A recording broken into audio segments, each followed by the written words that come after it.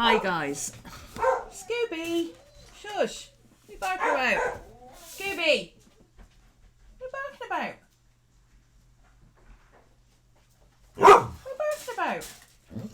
Shush! Hush your face. It's making a noise. Hi guys. Are we all... Is everything working? Oh...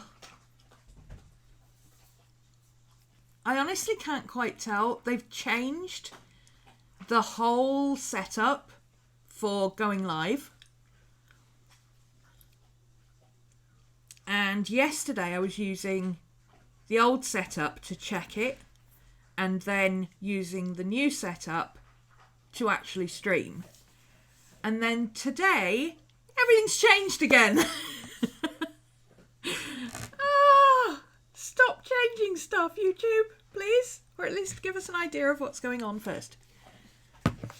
Hi guys, how are we doing? So, can you believe it? It's the end of One Book July. Again! Every year, I'm surprised that it comes around so fast. And every year, I'm surprised that it finishes so quickly. What? Now, there are a few things that I've noticed. Oh, I haven't put my rings on. No wonder my hands feel weird. There's a few things I've noticed. First, the usual has happened for quite a few people. Immediately, as soon as the 30th of July swung round, they were like, right, okay, One Book July's over. Back to normal then. That didn't quite make sense. There are going to be people who have not gelled with the bullet journal method, and I totally get that. They've seen July as a break from what they normally do, and now they're going back to normal.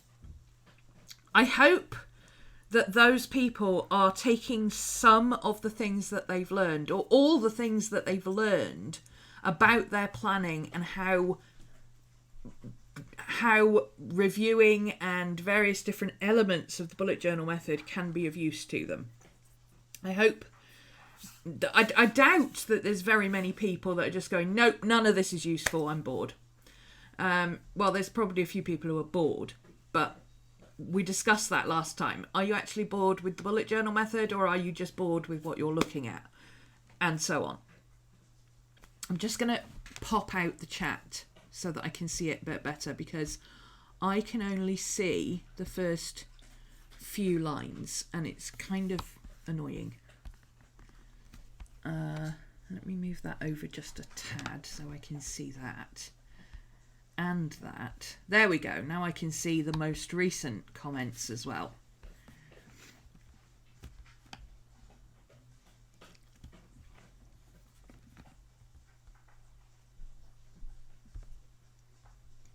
Okay, there we go. Hopefully that works a bit better because I can see most recent comments. Don't forget, if you want to ask questions, you need to put them in capitals so that when I scroll back up, I see them. Otherwise, I have to end up going through chat completely, and that doubles the length of the stream, which might be okay with you guys, but I'd rather just, answer questions and go, if that's okay with you. All right. I thought today what I'd do is set up for August, because there's a lot of people already going, oh, I've got to set up for August. I've got to do this. I was getting people DMing me yesterday. How do I set up for August? I'm like, you've read the book. It's all in there. I'm going to do it again anyway. I don't understand. Either there are people... there's one girl who has been DMing me all month because she doesn't have the book. So she's been kind of following along with what she can, looking for the bullet journal videos from Ryder's channel and then kind of following mine and asking questions when she gets stuck, which is fine. She's been doing that all month. She's doing great. But there's an awful lot of people who... either they're saying they've read the book and they actually haven't, or they've read the book and they just didn't take any of it in, because I don't they're still saying, oh, I've got to set up. It's the 30th of July. I've got to set up this morning. I don't understand that. But anyway, the way monthly migration works in Rider World is either on the last reflection of July or the 1st of August, you simply set up your monthly calendar and off you go. Turn the page and write August the 1st is my plan. Exactly, JW. Exactly. You've just nailed it. That is the bullet journal method. You turn the page and you write August the 1st. You do exactly the same as you have been doing all the way through July. Except you have that extra little bit of what he calls the monthly setup. But it's not really a monthly setup. It's just an extra little bit of reflection that you do once a month. So that's what I'm going to do. I'm going to do my reflection I was planning to do tonight for you guys now. Now this may be long-winded. It may be time-consuming. It may not be me chatting all the way through, or it might turn into me chatting all the way through and not actually getting anything done. It could go any way. Okay, but I plan to do my monthly migration that I was going to do tonight. All right. So this is me sitting down 9:30 on the 31st of July. It's your setup is a short extension of the normal reflection. Exactly, Marianne. It's just that extra little bit. Now, if you're going to be out on the 31st of July, or you've got a really important thing going on the 1st of August, and you know that that's already coming up, then by all means, go ahead and set up a day early.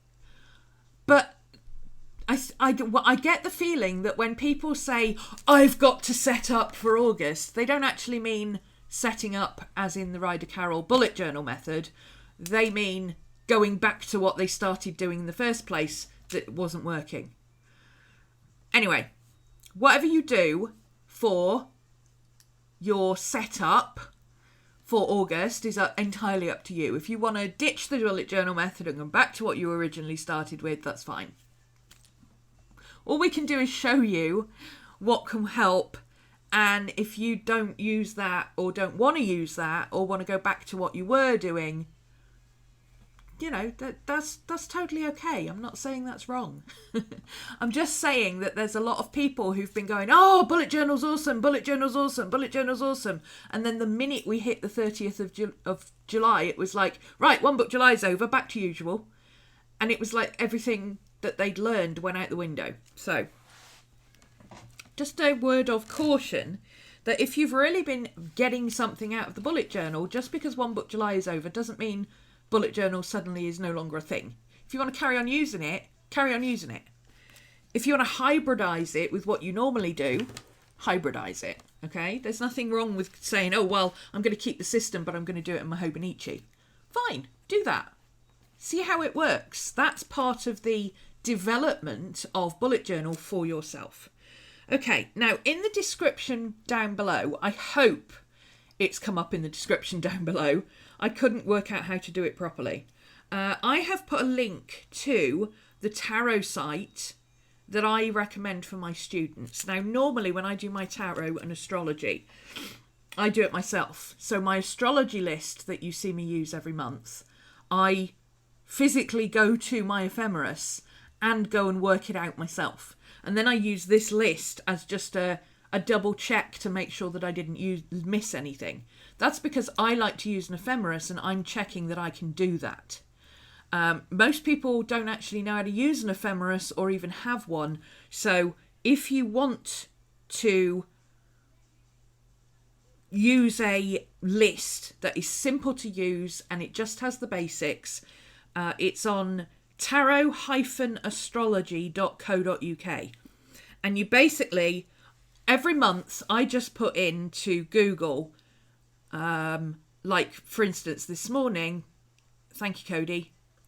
That's the full link Cody's put there to the site where you get specifically August. Hey, Ina. Hi, Ina. I can't help myself. What you can do is just put astrology, transits, August 2019. Okay, or astrology, transits, August 2019. Put that into Google, and this is one of the first sites that comes up. You might find other sites that are better for you, but this is the one that I give to my students, okay? And it looks like this. And it literally tells you the most important parts of the things that are happening this month. Now, the transits are what's happening in the sky. So somebody who is born right now, they have the chart that is in the sky right now. Okay? And throughout August. So this is basically birth charts, or a breakdown of what's happening in birth charts for somebody who's born this month. But for those of us who are already here, the transits are how they affect our own birth chart. So our own birth chart is set.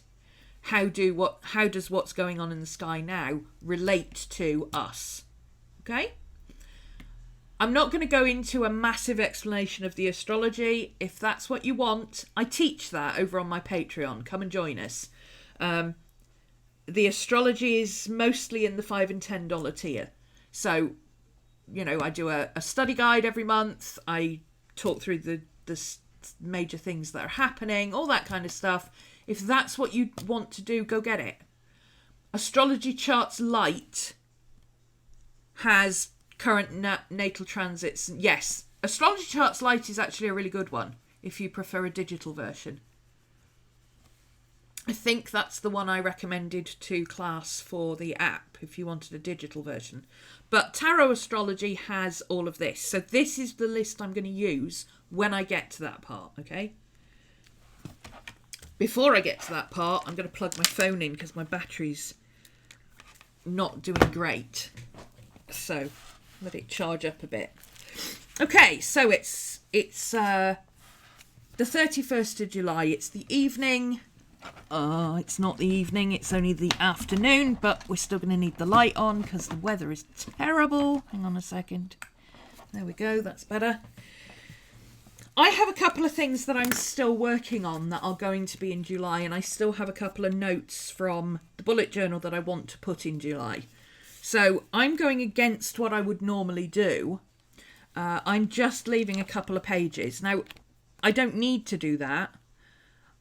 If I didn't have this, then I would simply just go, okay, so here's the next spread. This is where August is going. But because I have this natural break here, and the journal opens to that natural break, I thought I would use August immediately after this. It's only like 5 pages. And I can easily fill that with the notes from the bullet journal method that I want to make sure I have ready for next time. So I'm not skipping a big chunk of my book. I'm just putting a few pages so that I can use this as my August split. Okay. So this is my August monthly page, and I'm going to do exactly what I did for my July monthly page with a couple of exceptions. So July, I set it up like the book. This was July, and this was my task list. Now, as you can see, I ran out of room for my task list. So step 1, I need to have a bigger area for my task list. Also, I found it really annoying that I had, because I'd already done my astrology in June, it was here, and I only really needed 1 page for it. I didn't need all this space. And it would have been better off here. So one of the things I've worked out from my use of the bullet journal method this month is that I need these 2 pages together. So I'm going to do that. I'm going to set up my August. So calendar.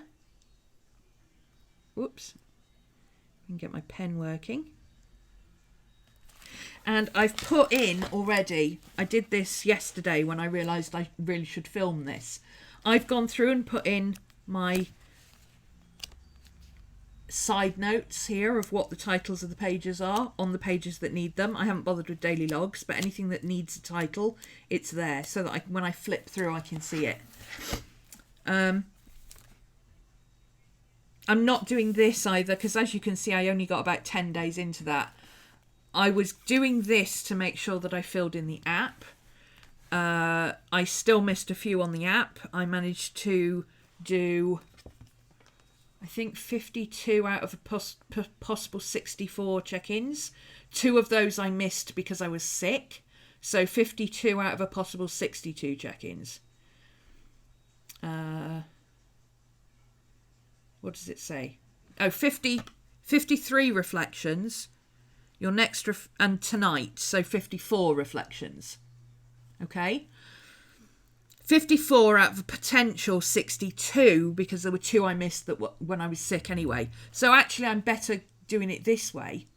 But this didn't help. What actually has helped is every day when I do my reflection, morning and evening, I actually do a little bit of journaling. So whether I've done journaling during the day or not, I've started doing like this. This is Thursday. I had some astrology stuff I added in. I've started doing that in a different colour so it stands out. Rather than just using stars and things, I actually literally did it in a different colour. I've got some to-dos and things. Then I've got my 11 a.m. journaling. Then I've got some more to-dos and things, and I obviously put this in at some point. And then 11 p.m. journaling, and then I had another note afterwards. Okay, so that was a normal day. This day, I had a day off, finally. So I actually had I didn't do a morning reflection. I did it in the afternoon. And that's just journaling. And then I did an evening reflection, and that's just journaling, because I didn't do any to-dos on that day.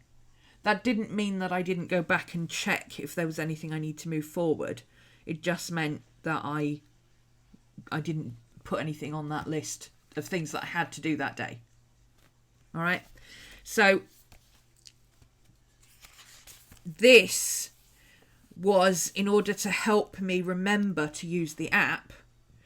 But actually, the app helps me remember to use my bullet journal now that I've got used to using it. So this is redundant. Okay, so first things first, write the dates. 1, 2, 3, 4, 5, 6, 7, 8, 9, 10, 11, 12.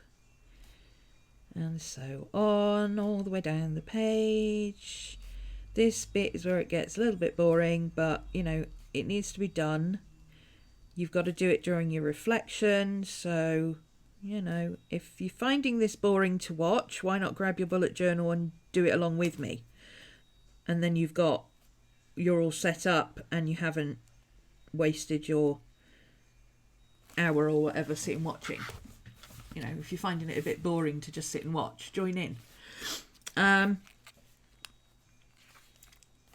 So the last day of the week is Wednesday, is today. So the first day of next month is going to be a Thursday. And I like to do a line like that under each... I don't know why I picked up a ruler. I don't normally do that. I like to put a line under each Sunday so that I can see I kind of got a weekly without having a weekly setup. If my weekly setup is this. It's part of my month. So, Monday, Tuesday, Wednesday, Thursday, Friday, leave the cannoli. Monday, Tuesday, Wednesday, Thursday, Friday. Monday, Tuesday, Wednesday, Thursday, Friday. And so on, all the way down. I'm struggling to control my hand because my shoulder is playing up today. It got really cold. way ahead of you on that one. I was hoping to update my bullet journal while watching you. Oh, all right, okay. Now, so this is my calendar. This is my August version of this. Now, I'm using my calendar as a list of stuff that's happening. So today, 1 book, July 2019, ends. Sad face. I'm not using this as planning or anything. This is a record of what I've done, not a planning thing. I'm doing as little planning in my journal as possible. The other thing I need to do, of course, is move my yellow sticky. My yellow sticky needs to stay there. My purple sticky is the one that I use for my month. I'm swapping this month to these. These are slightly harder. So when I'm running my hand up and down the thing, it's a bit easier to find them. So I'm going to use a pink sticky for my month. It's going there. No, it's going up there. See, this is why I need to put my stickies in. Constantly be flipping to the wrong page. So there's my pink sticky for the month. I'm going to use an orange sticky. So once I've finished with this page, I will take this off because I don't need it. I no longer need this one. This is the green astrology sticky, so that can come out. I don't need it there. This will finish tonight because tonight is the big black supermoon, end of a lunar phase, and about 15 billion other things. So it's a huge energy shift tonight. Massive, literally reconfiguration. It's a new phase of life across the board. So big energy shifts. Now's the time to start doing new stuff. Plus Mercury retrograde ends. So we all go, finally, I can get on with things again. So this is going to be my astrology side. Now, I do not like redundancy. I absolutely do not like having multiple things repeated. However, copying across this, following across here all the time, that's just a recipe for disaster. And it's about time for the energy shift, isn't it just? Crikey. Copying this out is not my favourite thing to do. However, it's going to be less friction to just rewrite this than it will be to spend an entire month doing this or doing this, trying to work out what line everything is on over here. So, quite simply, I'm going to do what I did the first time I did the bullet journal method, which is to simply rewrite my numbers. Actually, I'm going to write them this side. I think it'll work this side. Yeah.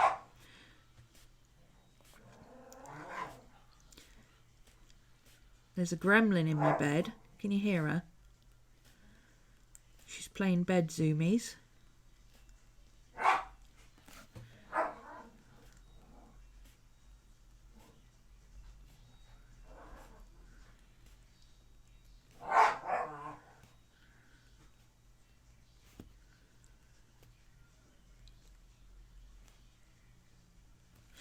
And same again, the month, the days all the way down.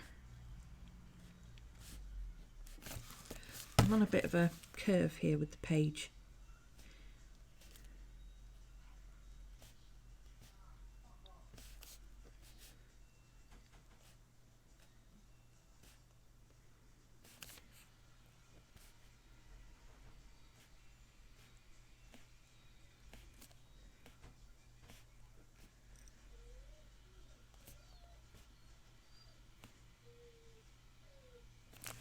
Okay, so this is going to be my astrology side.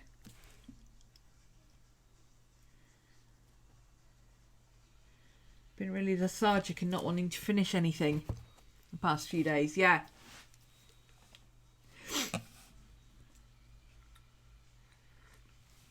I've been really tired the last few days, just really exhausted to the point where you feel like you've got actual fatigue rather than just tired. Right, so that's my August setup. Done. Boom. Done. Finished. Because this is not going to get filled in. And this is the astrology that I'm going to put in a minute. So all I need to do now is my tasks. All this stuff. So the first thing I'm going to do actually is set up this page as my August tasks page.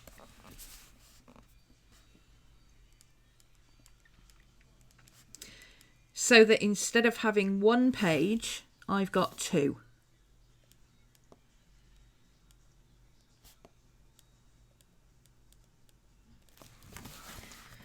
I think that will be much better for me. Being able to just flip to that page. Actually, I think I want that on there, actually. I'm going to put that one on there because I will flip to my tasks page most. But then I'll put this one on this side. I'll put it here. Because then that's my astrology one. So it'll be really quick and easy to just flip backwards and forwards. And it reminds me, it's a visual reminder that they're actually on two different pages. So this is the page that I will use most. So when I'm opening my bullet journal, that's the page that will be my monthly.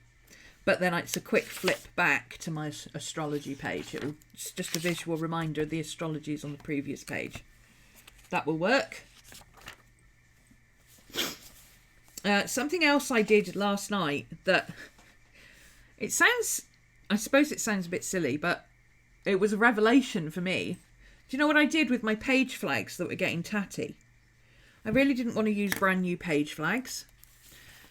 So I did this. See this one? There's nothing wrong with this page flag. It's at the end is a bit tatty. So I snipped off the end and I put it back. And now it's not tatty anymore, look. And I can keep doing that until I run out of page flag. I know I've got a whole set of page flags in the front here, but you know, I don't like wasting stuff. Anyway. So I'm going to leave the astrology for last because if the stream gets too long, I'll do the astrology separately tomorrow. My task list. August tasks. What do I already know that I have coming up in August? Well, the first thing I know I've got event, car, MOT, August 5th. I will also quickly go through my calendar on Google because I know I've got things like Maddie's vet appointment and things like that listed in here for August. So let's just have a quick look at when I've got personal stuff. So there's the car MOT on the 5th.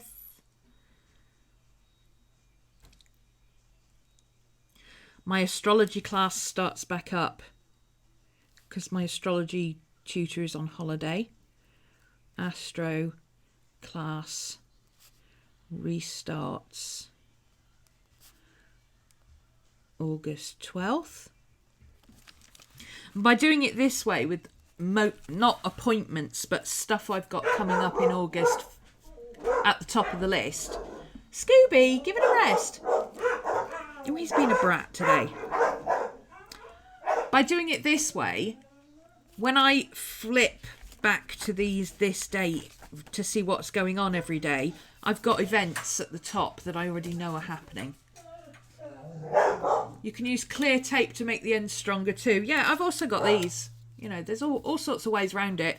But, you know, I can just chop the ends off these. I'm not looking for anything permanent. Is your Astro class through Patreon? Yeah, either Patreon or through my my actual Ning site, my actual class site. You can sign up through either, so you don't have to use Patreon if you don't want to. Cody, would you mind putting up the class link for me? the RhomanysRealm.org.uk. Or you can go to patreon.com/RhomanysRealm. Actually, all the links are down below in the description. So I'm just having a quick look. Oh, hang on. There's something else I've just noticed. Saturday the 10th, the football season starts again.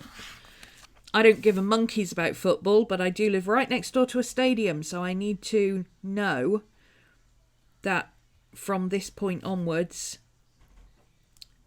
I will have to be careful when I go out on Saturdays that I'll be able to get a parking space when I come back.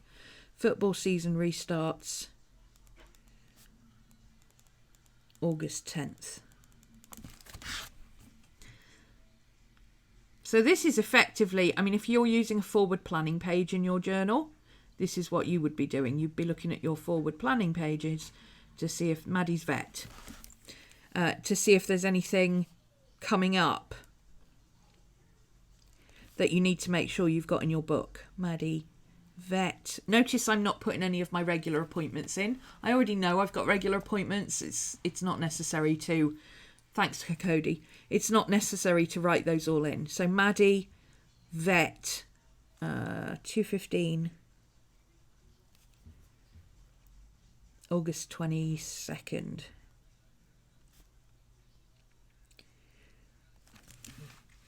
These will all come up as reminders on the day as well, which is why I'm not bothering to put in, ooh, holiday.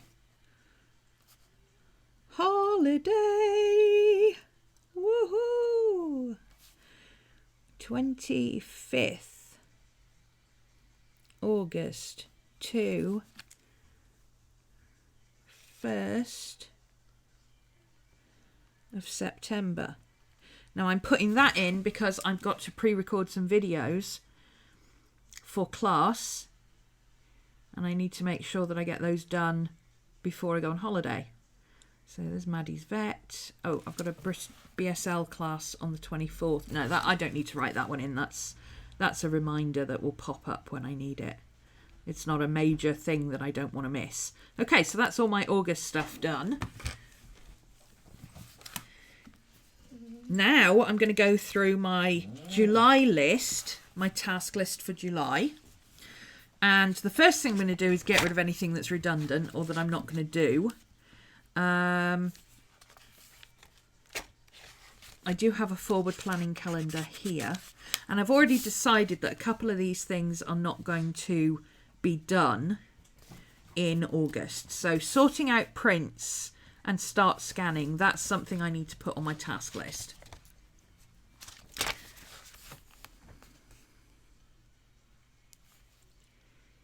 Start scanning for prints.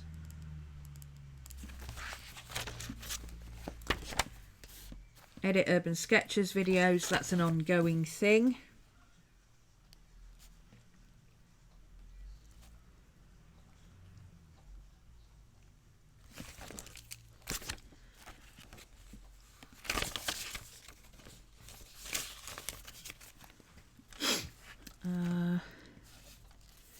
I've also got my forward planning here that I'll need to look at. Let me just double check my forward planning. So August, that's been moved to September. MOT due, yep, I've got that written down already.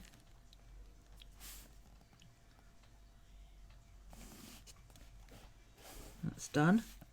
Halloween Chronicles, that's not this month. August, sort out studio and flat. Yeah, that's my, I'll come to that in a second because that's my project for the month. Maddie's Vax 22nd. Oh, I had it written there as well. So that's in my journal now. I can cross that out. August setup. Okay. So the stuff that I am moving forward is this. Right, sort out prints, start scanning. I've moved that to August, so I'm going to cross it out here because I've done something with it, and I'm going to put an arrow there to show that I've moved it forward. Edit Urban Sketches videos, that's an ongoing one. So I'm going to put a thing and a arrow. continue reading the bullet journal method. I've actually finished doing that now, all but one, writing up some notes. So that's what I'm going to do tonight. I haven't been filling this tracker in, as you can see, but I will do because I want to know when I did videos. I did all the live sessions. I know that one. Okay. Finished 2017 to 2018. That's When Frogs Sing. Now that one, I'm going to send that back. I'm going to go back and put it into my schedule here, my future planner, because I haven't decided when I'm going to do that yet.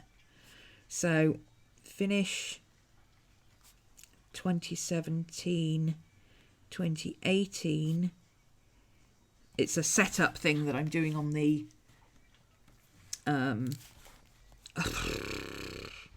it's a setup thing that I'm doing for previous classes, transferring stuff from Patreon to the new site. I've just got to finish setting some up, but I probably won't have time to do it this month.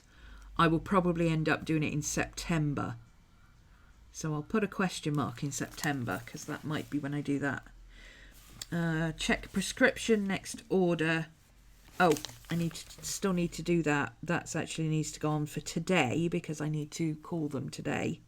Oh, I don't have time today. Okay, I'll have to do it tomorrow. So check prescription August 1st. So I'll make sure I put that on tomorrow's list. So that gets a forward arrow. Maddie's Vax. This is all crossed off. So all of these are either crossed off or done. So that means that page is finished. So, next one. What's on here? Next astrology starts August 12th. I've put that on my calendar. All of these are either finished or done. So that gets crossed off and that page is now finished. So I can take that off. July's finished. So now we're in August. So I want to put my little sticker on my August page because it helps me identify my pages to have my little signifiers at the top. And I know I've got a little diary one somewhere here. Let me just find it. Little diary page, where's he gone? Little black and white diary page. I know he's there somewhere. 1 second, just, oh, there's a writing page. I could use that one. Oh, where's he gone? Okay, I use this one. It's an envelope with writing, but it also looks like a spiral pad, so that'll do. Okay. So my previous monthly calendar is back here. I will put that... Oh, I shouldn't have taken the thing off just yet, should I? There it is. So the previous monthly calendar was on page 21, so I'll put 21 there with a back arrow and a front arrow that tells me where the next monthly calendar is. This is finished. We're now in August. The next thing I need to do is to just quickly run through my dailies, what's left of my dailies, and just check. There's the dailies. Just check that one's finished. So that one's finished. 69 is the next one. For those asking about threading, this is where threading comes in useful. See, where is my next daily page after this? It's there. It says there. The previous one was page 60. I've written 67. It should say 64.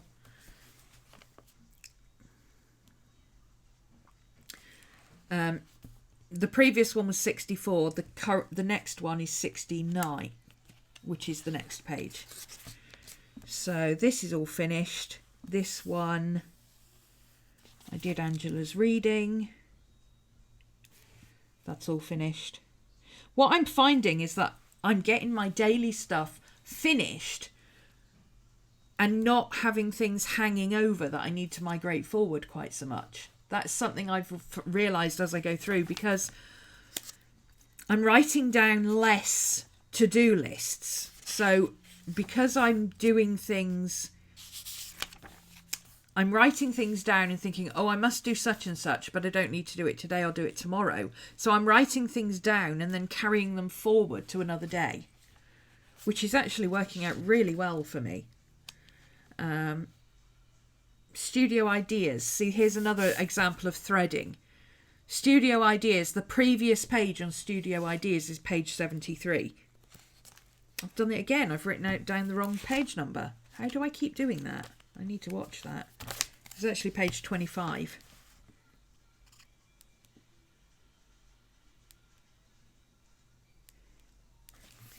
Must have been having a moment because I did these all together. I probably came here and wrote 73 and went back here and wrote 73. So I need to watch that. So this is the first page because there's no previous arrow. There's a line. The next page is page 73. So I go to page 73. It tells me the previous page was page 25 here. And then when I've got another page, it'll tell me what the next page is. Does Patreon still charge on the first of the month? Yes, it does. So if you sign up today, you'll be charged today and tomorrow. So wait, if you want to sign up, you're better off signing up tomorrow to save yourself some money. I mean, I don't mind if you sign up today. You get charged twice, and you have access to all the back content as well. So for you, maybe it's worth it. But yeah, if you want to sign up for Patreon on the 31st of the month, it's better to just wait till tomorrow.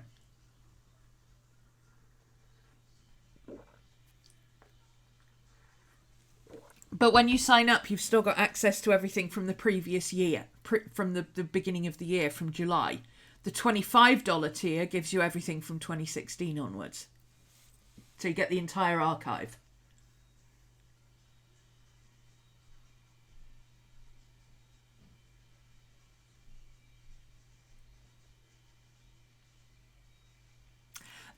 Katie, the subscription is ongoing.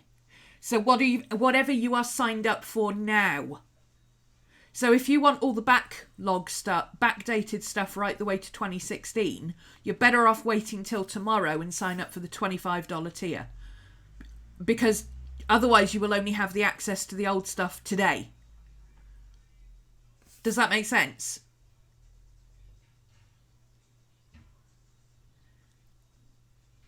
If you want to have all the 2016, 2017, 2018, sign up for the $25 tier until you've gone through all that stuff, then drop it down to $15 and carry on from January. You've still got access from January then. But don't sign up $25 today thinking that gives you back access, and then $15 tomorrow thinking that gives you forward access. That's not how Patreon works. But also, if you want previous years, you can look at what's available for previous years afterwards. So you could sign up just for the $15 tier on Patreon going forward, which gives you access from January onwards. But obviously none of the stuff is live, and it's up to you if you actually use any of it. Or you can sign up on my site and you can actually purchase the entire of last year separately if you want to, whenever you're ready. So there's a lot of, have more coffee and then think about it. Unfortunately, KK's suffering from a sinus infection, so she's not here to walk you through it. But if you do need some help,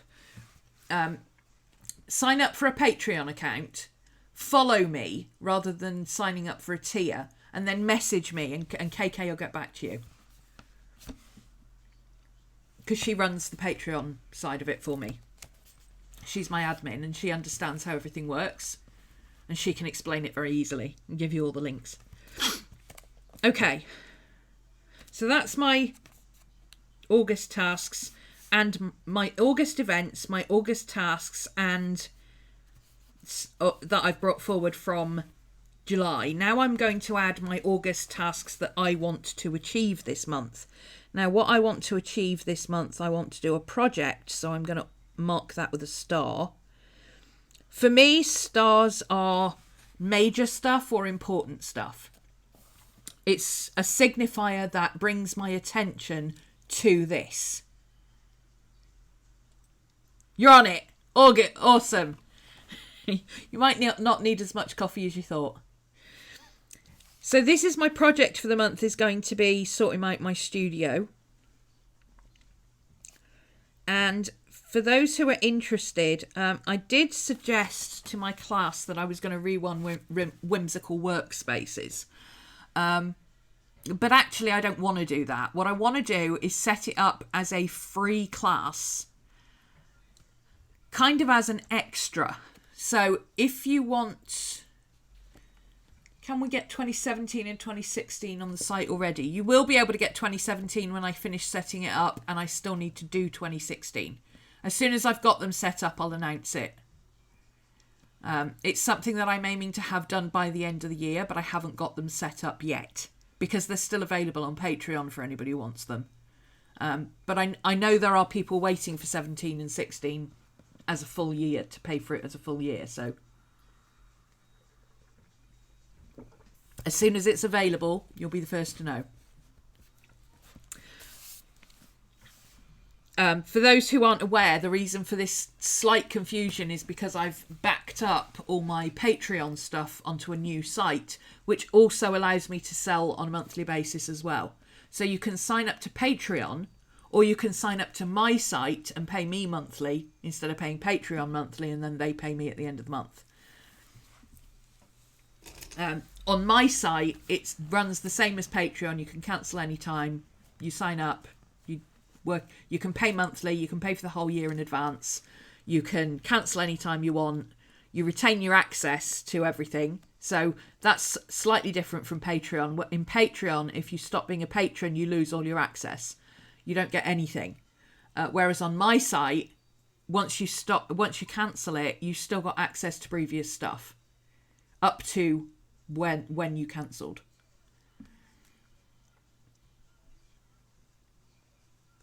Plus, we've got loads of forums and libraries and stuff like that. But I want to set my Studio Cleanse up as not as a formal class. It's not going to be like Midsummer Chronicles, but it's going to be it keeps me going if I have to check in, you see. So what I thought is I'd set it up as a free class. Anybody on my site can join in.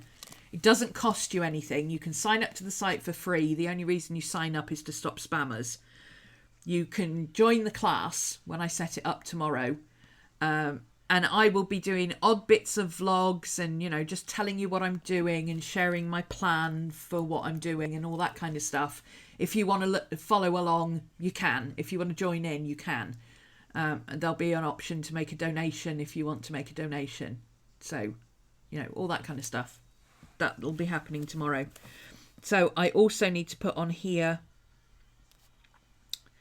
set up free class, because having to check in with people will make me it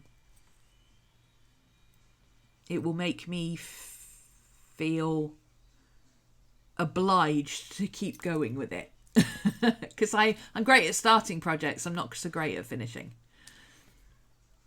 Loved Whimsical Workspaces when you did it.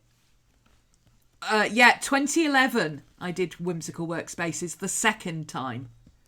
So the first time must have been about 2008.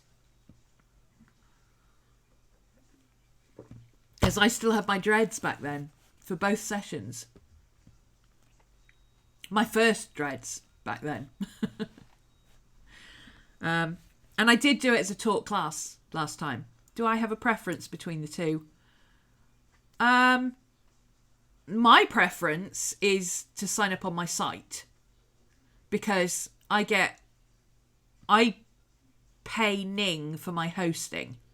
So instead of just paying Patreon for the privilege of them taking your money, I get to take the money and I put part of that towards my Ning site. So for me, it's better if you sign up for Ning.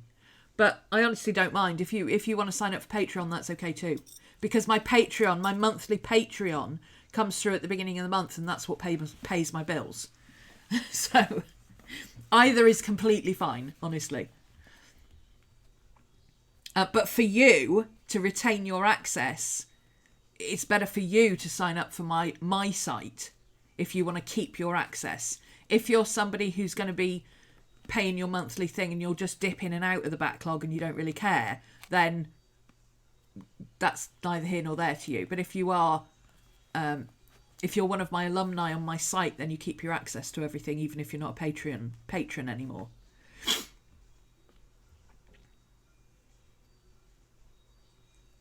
I'm coming with you as a podcast in the car. Okay. Okay, so I need to set up my free class on Ning. I'm getting sidetracked with chat. What else have I got to do in August? Oh, my Arteza stuff came. Now, whether I'll get time to do an Arteza review or not, I don't know. But I have gel pens, paper, watercolour pencils and gouache to play with. So that's going to be part of my... I need to have that in here so that I know that when I'm doing my August stuff, I know I need to reach for those things first and try those out. Because as you know, when I do reviews, I don't just open a box and go, oh, these are nice, and then swatch them. I do a proper review of how I've used them and what they look like and everything else. So I need to put that on there more as a reminder to use the stuff, and then probably the actual review will be in September. The review video that I put on here. What else can I think of off the top of my head? I've got everything that is written down. Everything that is in my forward planning, everything that's in my calendar, everything that is in my July that needed carrying forward, everything that I knew needed to happen in August. I'm just thinking now, is there anything else I would like to add to this list to put in for August? Is there anything else I want to add to it? I don't think so at the moment. So I'm thinking kind of along the lines of almost like a brain dump. Is there anything I'm thinking, oh, I should do that, I should do this, I want to do such and such? Because I'll put those on my task list for August. And then as I go through my August month, I'll either do those, cancel them and say, no, I don't want to do that after all, or move them forward to my forward planning.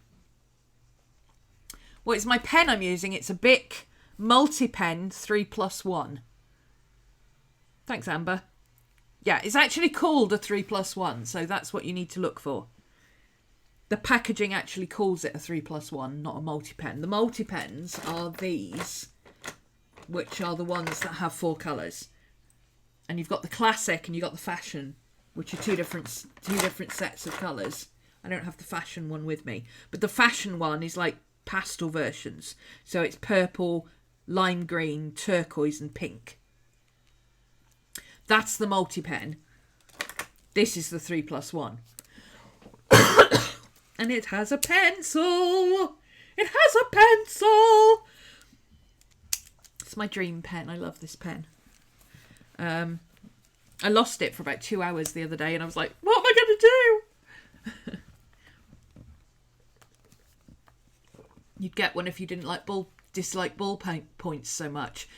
If you prefer gel pens, I believe Pilot does one. And Uniball do one, Uniball is like the Hobonichi pen.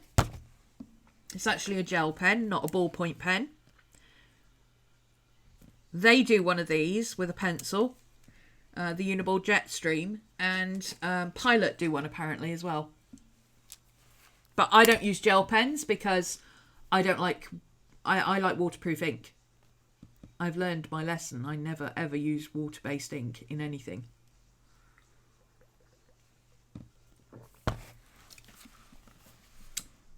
Anything else for August that I can think of?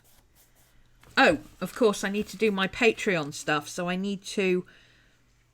usually write my PDFs for Patreon. We do a study guide every week, and I usually do those at the beginning of the month and get them set up ready.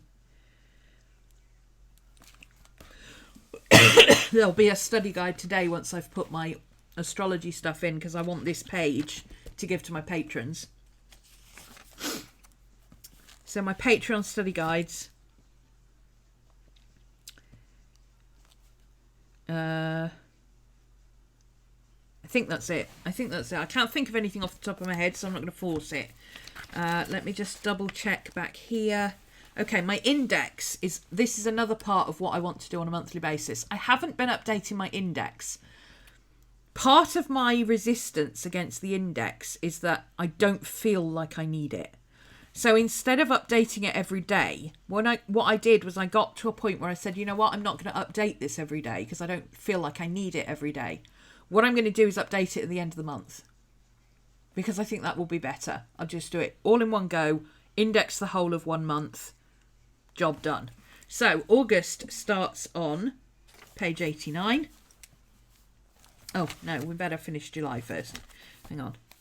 What's the last number I've got? Page 60, page 88. Oh, no, because I've already got that one written down. Page 62. It looks like my Media Rex is as far as I've got with logging stuff. So there's my Media Rex.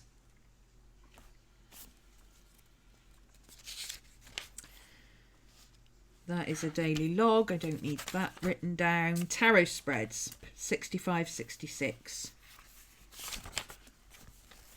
So readings, 65, 66. I've written that one down already. Daily log. Daily log. Collage, which is written there.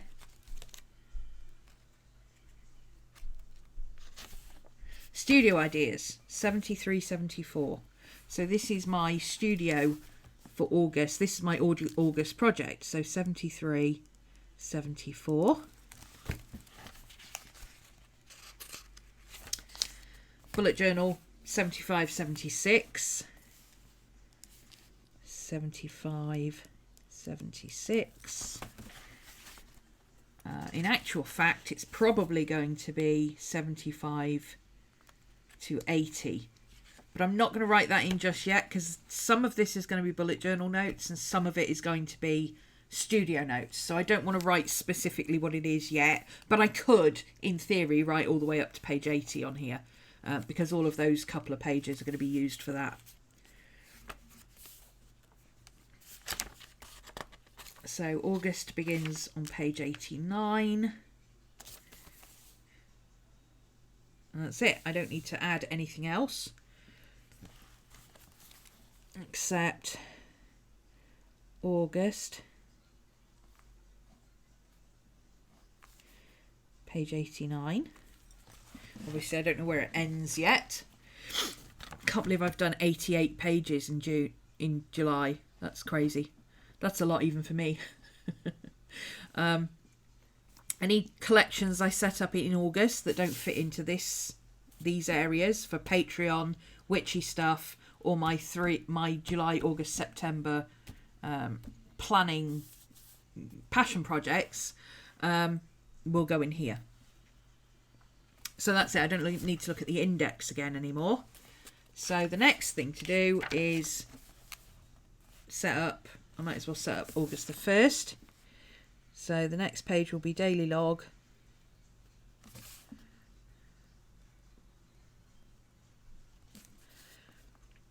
Thursday, August 1st.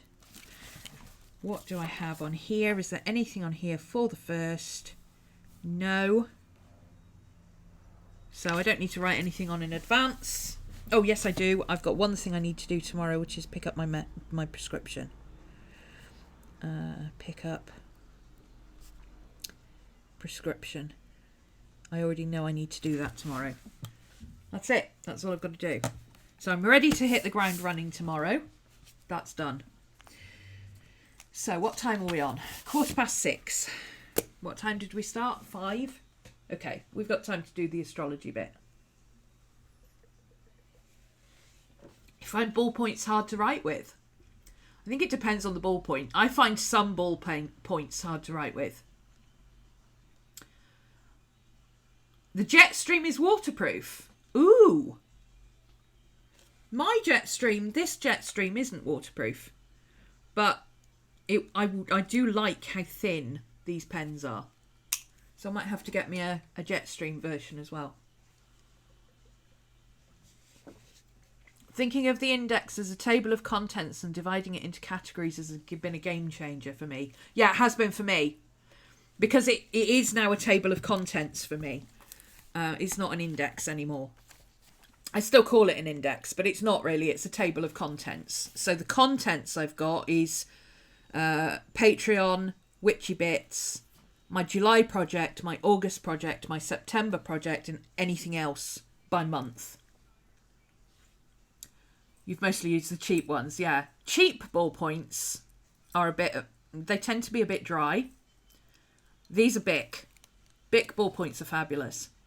I struggle with the ink joys. A lot of people really like the ink joys because they're gel ink in a ballpoint pen. I can't stand them. They're like a slip and slide. I've got no control whatsoever. So I don't like those, but I do love my Bic pens. The problem I'm finding with this, of course, is that because I write mostly in black, that the black is running down and the red and blue are barely started, which is going to get annoying because the black is not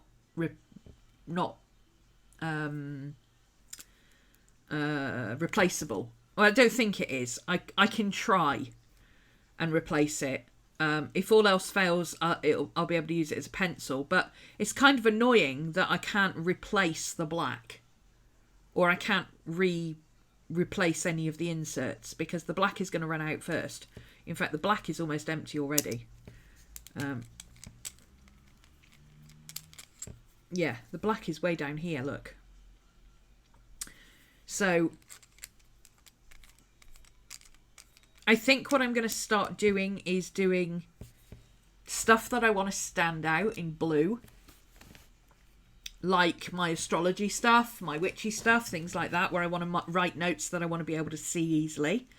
And then I'll do all my reflection stuff in red. I think that's what I'll do going forward. But originally I was doing all my notes in black. And then I'd do my reflections in green for witchy, blue for personal stuff, and red for passion projects. But I think I'll just use the red for the reflection, all the reflection, and the blue for notes that I want to stand out, or, you know, witchy stuff and astrology. So I'm swapping to my blue pen now to put these in. You can refill the Jetstream, yeah.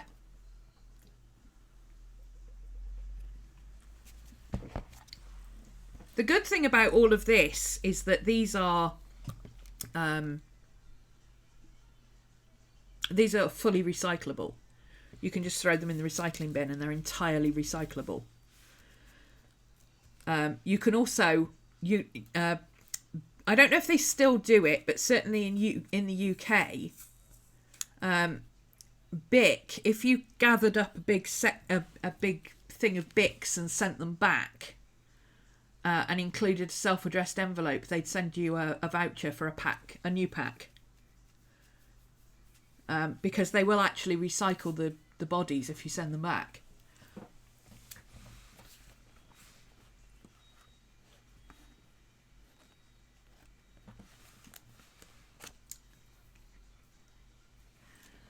Inkjoys leak. Yes, they do. I find they leak all over the place. Not the retractable ones, but the ones with the lids. Yeah, they leak all over the place. And they blot when you're writing as well, which Bics don't do. I love my Bic. I honestly, since I got this pen and I started using it, I have not used any other pen except for when I've been colouring or when I've written an odd note, I've picked up an ordinary Bic just because it was to hand. And I don't want to, like when I'm sketching, I use a lot of ink. So like I did these sketches for my studio ideas the other day. I use a lot of ink. I didn't want to run this pen out doing that, so I picked this one up and used it. Okay, so the blue stuff this is going to be my astrology stuff now. So what I do is I take the astrology, like I say, I normally do it myself, but I'm going to take it from the thing here. And I just write down anything that I feel is relevant. So obviously there's the new moon in Leo.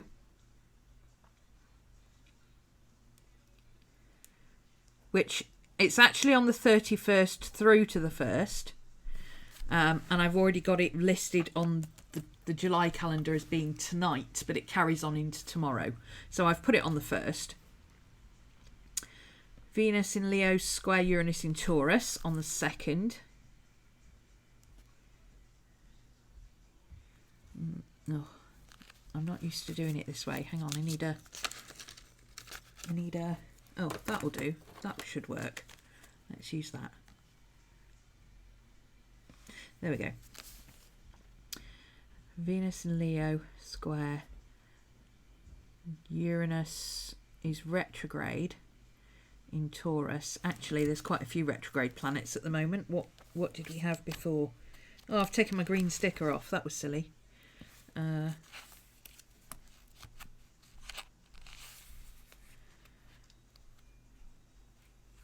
That's before that one. There we go. So, retrogrades. Neptune in Pisces, which is exalted. Rulership, sorry. Jupiter is retrograde in Sag, which is also rulership. Saturn is retrograde in Capricorn, again a rulership. Pluto is retrograde in Capricorn, which is exalted. Mercury retrograde ends today. Yay! I use retrograde planets. A lot of these places don't. That's why I put my retrogrades down. So Uranus is retrograde in... Is Uranus still retrograde in Taurus? I'll have to check that. Uranus retrograde question mark. That's what my my pencil comes in handy for. So August the 7th. Sun in Leo trine Jupiter, which is retrograde in Sag, because they don't say the retrogrades you see on here. Small pricks, what printer do you use? I just print stuff on my... Well, if I want specifically the 2x3 prints, I use my Pogo printer and I print it from my laptop because it's not compatible with my phone. But mostly what I do is I put pictures onto from my phone. I just air print them to my Wi-Fi printer. And if I want them 6x5, I have 6x15 paper, 10x15 paper, sorry, which is 6x4. And I use a collage app to put pictures together and then I cut them up. Does that make sense? Maybe I'll show you sometime what I mean, because you're not the first person to ask that in the last week.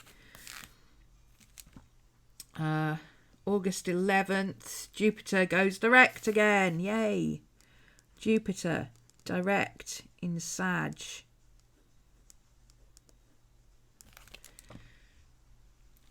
August 11th, also the 11th. Okay, so if I have two things on the 11th, what I do is I just put a bar between them so that I can see that they're separate things. Mercury goes into Leo. So, and planetary movements are I put in boxes like that, and aspects get written like this. Uranus retrograde in Taurus. Oh, it's going retrograde in Taurus on the 12th. There we go. I knew I had retrograde Taurus somewhere. So Uranus retrograde in Taurus on the 12th until, does it say when it goes on until? Yeah, until January 1st, 2020. So the rest of the year, basically. So that is going to go retrograde during the month. So I'll put it in brackets.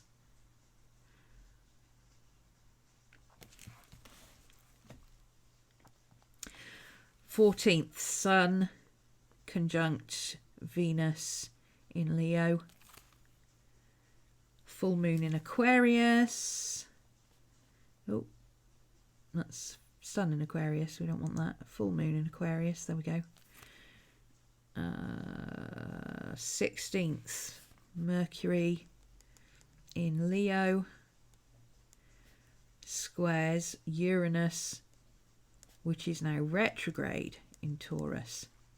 Oh, where was that? Yeah, that's not retrograde, that one. That's just Uranus in Taurus.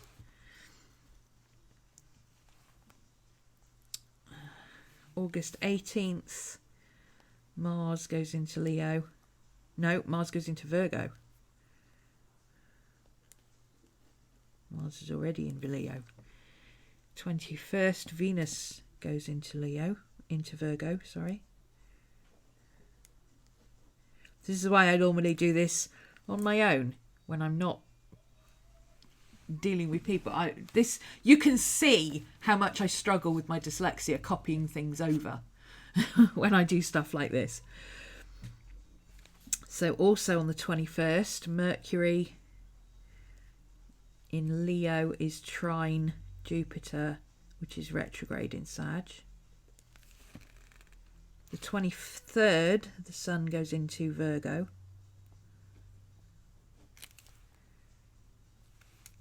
24th, Venus conjunct Mars in Virgo. 26th, Venus in Virgo is trine Uranus retrograde in Taurus.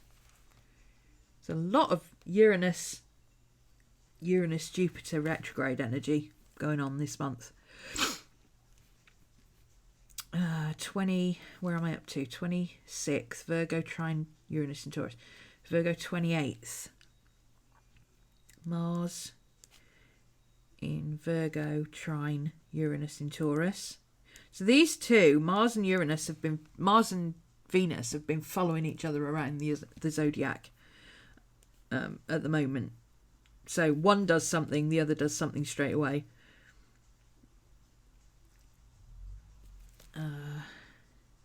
Mercury into Virgo on the 29th. 30th is the new moon in Virgo.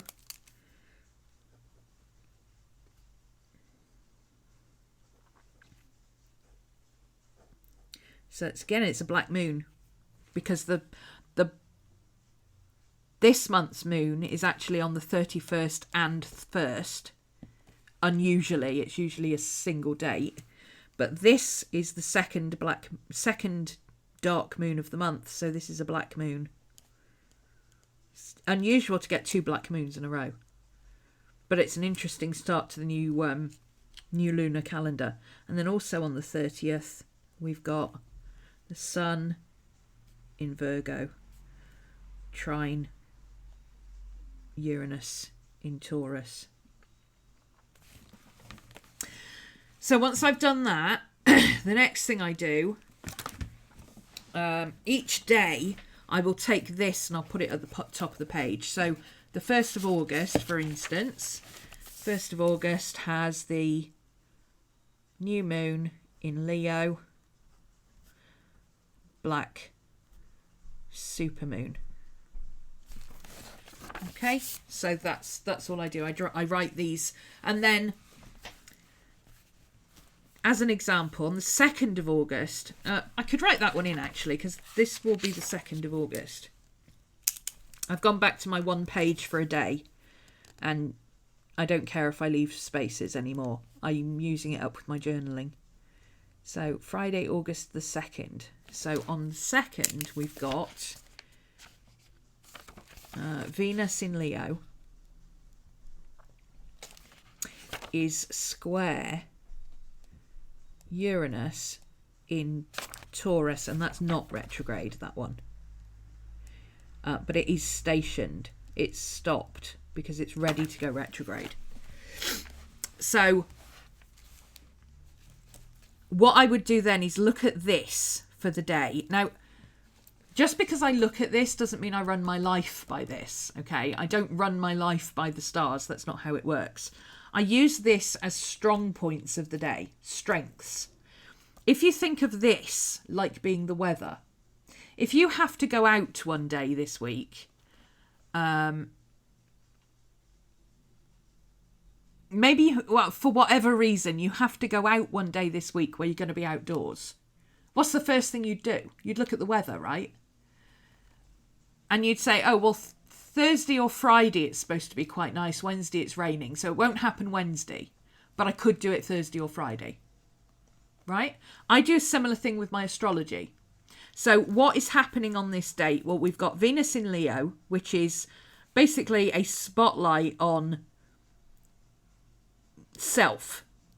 What do you love to do? What is your passion? Leo is me, myself, and I. And Venus is all about nurturing and self-love and things like that. So what is the thing that I really love to do more than anything? I love to paint. So Friday, I actually have a Twitch stream on Friday that I normally do from 1 till whenever I finish. But this tells me that it's very likely I will want to do a longer Twitch stream. So it's squaring Uranus in Taurus. So Uranus is technological type stuff, community type stuff. And in Taurus, it will be affected by practicality. So I will be aware that I want to stream on Twitch on Friday, but there might be something that stops me doing that practically from a technological point of view. Now, knowing what our weather's like at the moment, the first thing I'll do is check the weather and see if we're due for a storm, because that would stop me streaming completely. I can't stream when there's thunder and lightning in the air. I don't like streaming electrical stuff when there's thunder and lightning anyway. But if there is thunder and lightning, Maddie will not be happy and she will be wrapping herself around my head. Okay, so it doesn't look like there's going to be any weather stuff. So just to try and mitigate anything that could go wrong, I will put on here Twitch, painting, which covers what I enjoy doing, and then I'll put on here set up early. Just in case there are any technical hitches, that is like a precursor. It's telling me that the things that I love to do, which in this case is, live streaming my painting stuff, that's what I love to do, is going to be restricted or kind of butt up against, that's what a square is, the Uranus retrograde, the Uranus-Taurus energy, which is at a standstill. So Uranus is all to do with community and technology and stuff like that. Taurus is practical. Yeah, if something's going to go wrong, it could be in the area of basic setup of my stream in a technical sense. So it could be anything. It could be like all my software is going to decide to update the minute I switch my computer on, and all that kind of stuff. One of my cameras will not work for no apparent reason. It will be a practical thing. But if I set up early, I will mitigate that, hopefully. I mean, I still can't control, something else could go wrong midstream. I can't control that. But I can mitigate what could go wrong or what I can foresee going wrong. That's planning. Or that's astrological planning. The black moon in Leo, it will be the black moon into the new moon in Leo. That means I need to make a start on my studio project tomorrow. Even if all I do is go around with a black bag and pick up any rubbish or empty bins or anything like that, I need to have made a start on it tomorrow, so that I start with the new moon and then I continue through the month. The next thing I'll do is go back to my astrological page And I will just check to see what looks like it might be of major significance for me. Now, this is according to your own lunar chart. So, obviously, anybody who's Virgo or Leo is going to be affected by some of this energy because you've got Mercury, Mars and Venus all going through the same, and the Sun going through Leo and Virgo at the moment. Sorry, I've got a dog hair up my nose. So that's a given. But for me, I'm not really affected by, or not overly affected by stuff like that. My major concern is Jupiter. So I'm going to underline anything that is Jupiter related. Because my chart is ruled by Jupiter, I've got Jupiter on my ascendant in Sag. So Jupiter in rulership on my ascendant, and Jupiter is retrograde in Sagittarius at the moment. So for the new moon, do we need to start the habit today or tomorrow or both? No, today is the black moon. Right. Astronomically, today is the new moon. For witchy stuff, today is the dark moon. Okay? The full moon and the new moon last for 3 days. The full moon lasts for 3 days and it's at its height in the middle. That's easy to understand. The new moon, the first day of the 3 is the dark moon. And this month it's the first half of the 3. So it's the first day and a half is the dark moon. And then the new moon is the first crescent. But in astronomical terms, the new moon is the dark moon. Is when there's no moon in the sky at all. That's considered the dark moon. When there's no moon in the sky at all, that's considered the new moon. Astronomically. Astrologically, for witchy people, the first day, and in this case, day and a half, because it runs from halfway through the 31st to halfway through the 2nd, for us, the first day, today, is the dark moon, which is when there's no moon in the sky. And tomorrow is when you see the first crescent. That is our new moon. So we split what everybody else calls the 3 days of the new moon into 1 day of the dark moon and 2 days of the crescent. So today, the dark moon is a day of rest. Tomorrow, the first sliver, that's the new moon. So you start tomorrow. But it also depends where you are in the world as well, because some people will, obviously, if you're in Australia, you're already on the 1st of August. So for you, the dark moon is on the 1st of August. This is why it spans the 31st to the 1st. Australia always has to account for being a day different to the rest of the world. I don't know why it's always only Australia, but it seems to always only be Australia.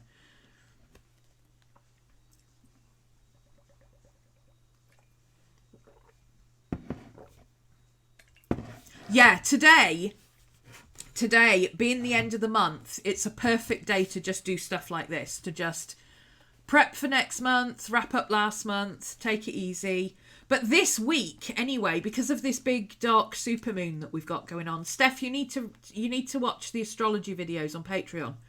Because of this, oh hey Nikki, speaking of Australians, because of all this dark moon energy that's going on, it's literally I'm Alex Miles actually put on her Instagram yesterday exactly what the energy was. So 30th to the 1st of August, intense energy shift. So for the year, July 30th to the 31st is a double meteor shower. July 30th to August 1st is a solar storm. July 31st, end of Mercury retrograde. July 31st to August 1st, black supermoon, new moon. July 31st to August 1st, end of the eclipse cycle, start of supermoon cycle, major shifts, endings and closures. So it's a big life-changing phase. It's like phase 2 of the year. It's almost like having a new year on the 1st of August. So you can just wipe the slate clean and start again, start something new, start a new project. If you've let something lapse that you wanted to do in January, now is the time to pick it up again, but not today. Today is a rest day. This week is a rest week because of this supermoon. So that the 1st of August, or the beginning of August, you start. Yeah, you and your moon things and solar stuff, Cody.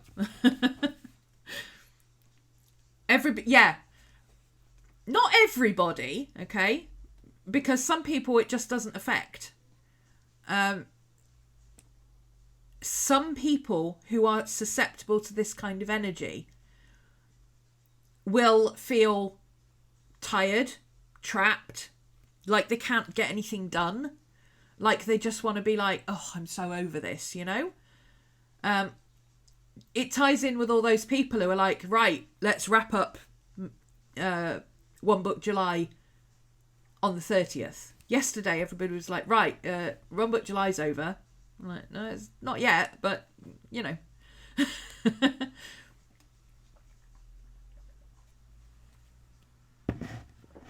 Yeah, if you're starting a new bullet journal or a new system, tomorrow's the day to do it. Start getting set up today. Spend the time. Just because for us people, it's like I was saying to somebody yesterday. She's a Virgo, and she needs to take time off. And one of the things I suggested her doing, she wants to get back into keeping records of herbs she uses, and she has done that in the past, and she has loads and loads and loads of stuff. So I said, well, you need to take a week off. Why don't you get out all your stuff that you used to have and start going through it and reorganizing it and taking stock? Because for a Virgo, that's a week off.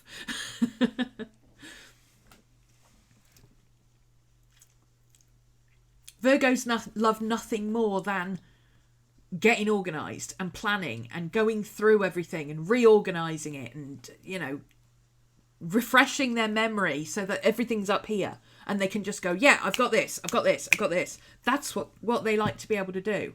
So for a Virgo, sitting and planning and going through stuff is the equivalent of having a holiday because they're doing what they love. For me, I have, because of the way my chart is arranged, my best option for taking a week off is to do creative stuff. So I've been doing some sketching, I'm doing videos for you guys. Yeah, it's my work, but I'm doing more creative, witchy type stuff than I would normally do because that's what the energy says is the path of least resistance. It's not about, oh, astrology's telling me I have to do this and therefore I'm going to do it. It's about, am I going to be fighting against the elements if I do this? You don't, you know, everybody goes on about Mercury retrograde. Oh, everything's going to go wrong. That's not what it's about. Mercury retrograde is about reviewing, taking stock, stopping and thinking about what you're doing instead of just going hell-bent. And, you know, it's harder for the fire signs to stop that.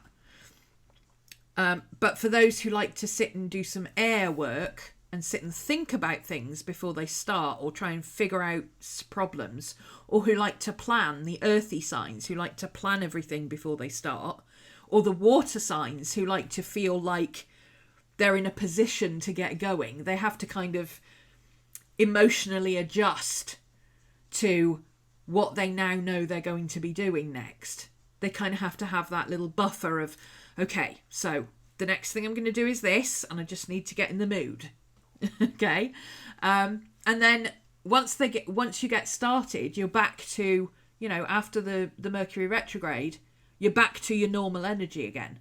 So from tomorrow, my normal creative air, fire, oh, I've got an idea, let's go and do it energy will start. But for the last 4 weeks in the Mercury retrograde, I've had to let that take a back seat while I do some more kind of retrospective stuff.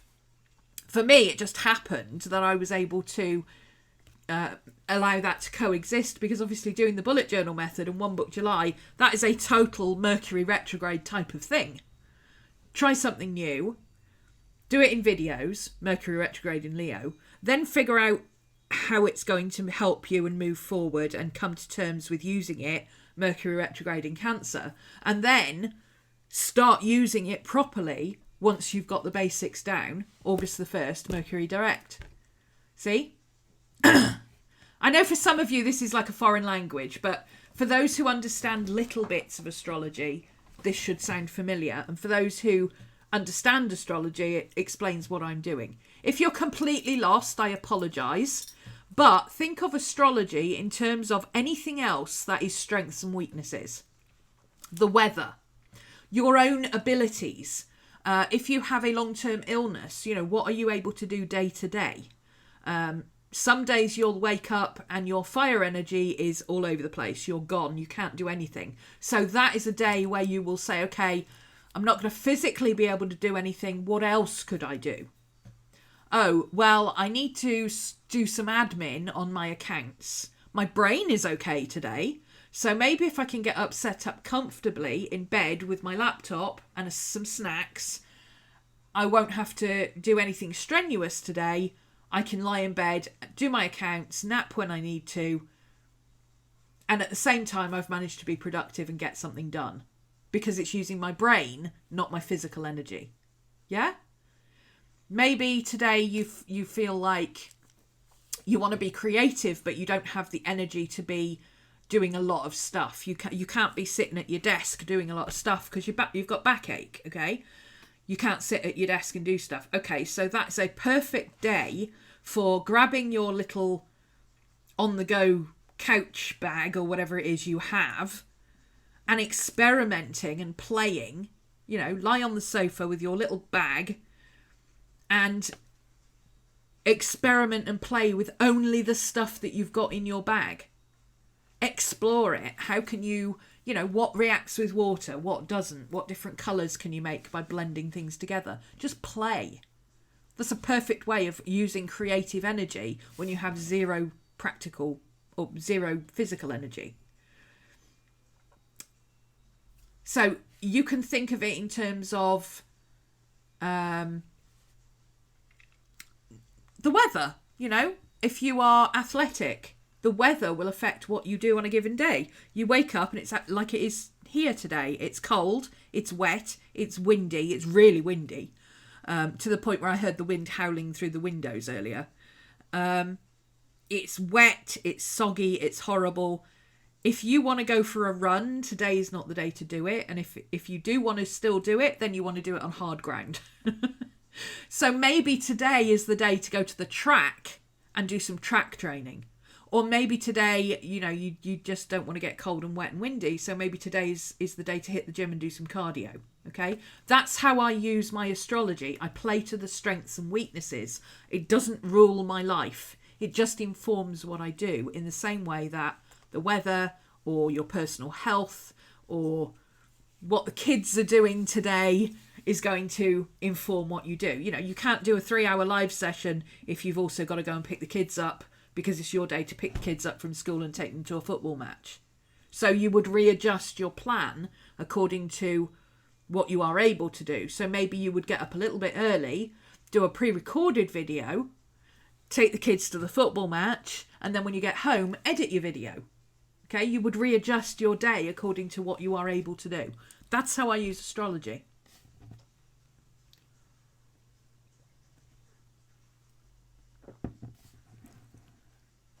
You're a total water sign. Yeah, absolutely. You are definitely a water sign.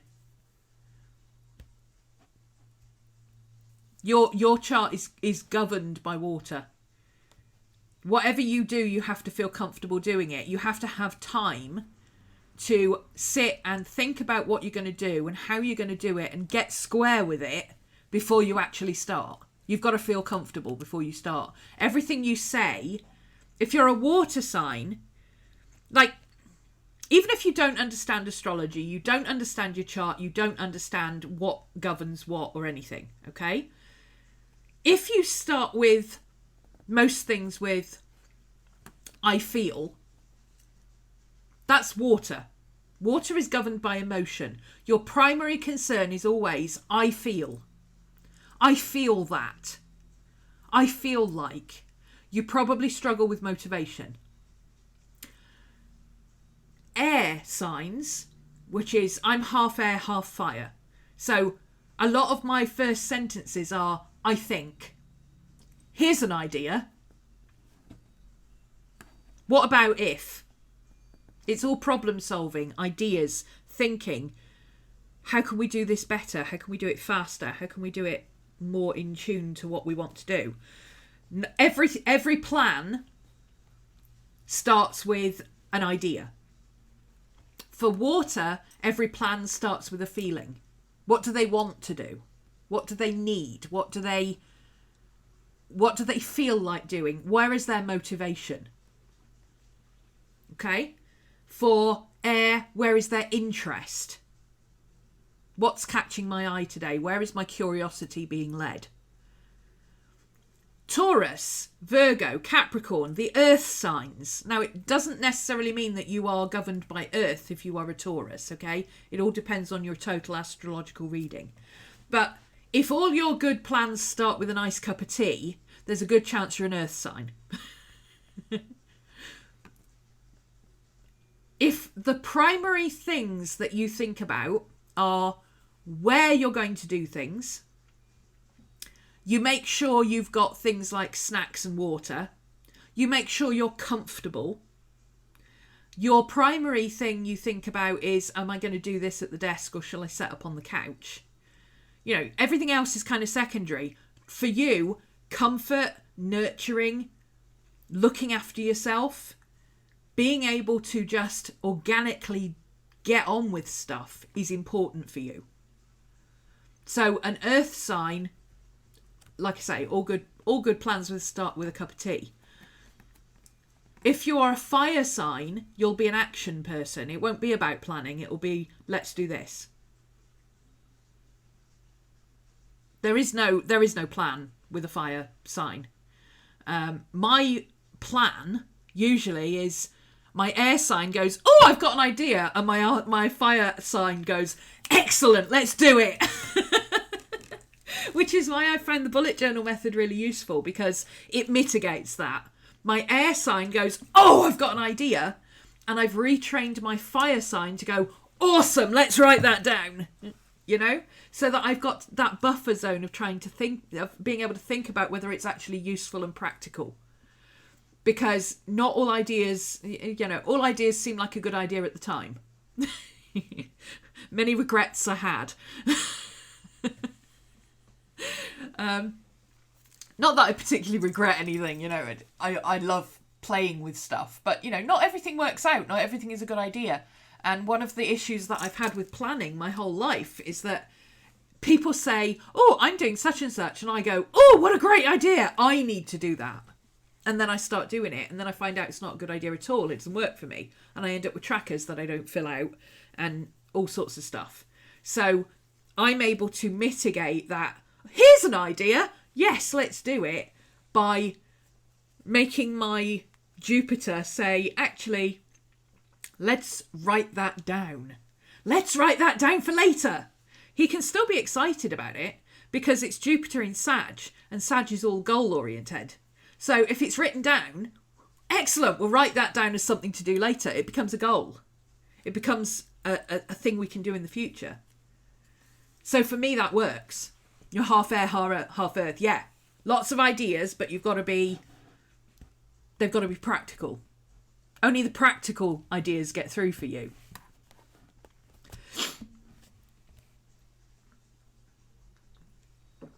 So with that in mind, once you know what governs you, even if you don't know your I'm struggling with that word today. Even if you don't know your own astrology, depending on what you say most, or what you say first and then what you say second, you can work out what element you are. And by knowing what element you are, you can figure out what signs are going to affect you and what planets are going to affect you. You just Google it and it'll tell you, here are all the fire signs, here are all the fire planets. Oops. So at the moment, we're in Leo, which is fire, and then we're going into Virgo, which is earth. So first off, we've got do, and then we've got rest. So if knowing that, and knowing that the sun goes into Virgo, when does the sun go into Virgo? Sun goes into Virgo on the 23rd. And you've also got a new moon in Aquarius on the 15th. So full moons are all about culminations of projects.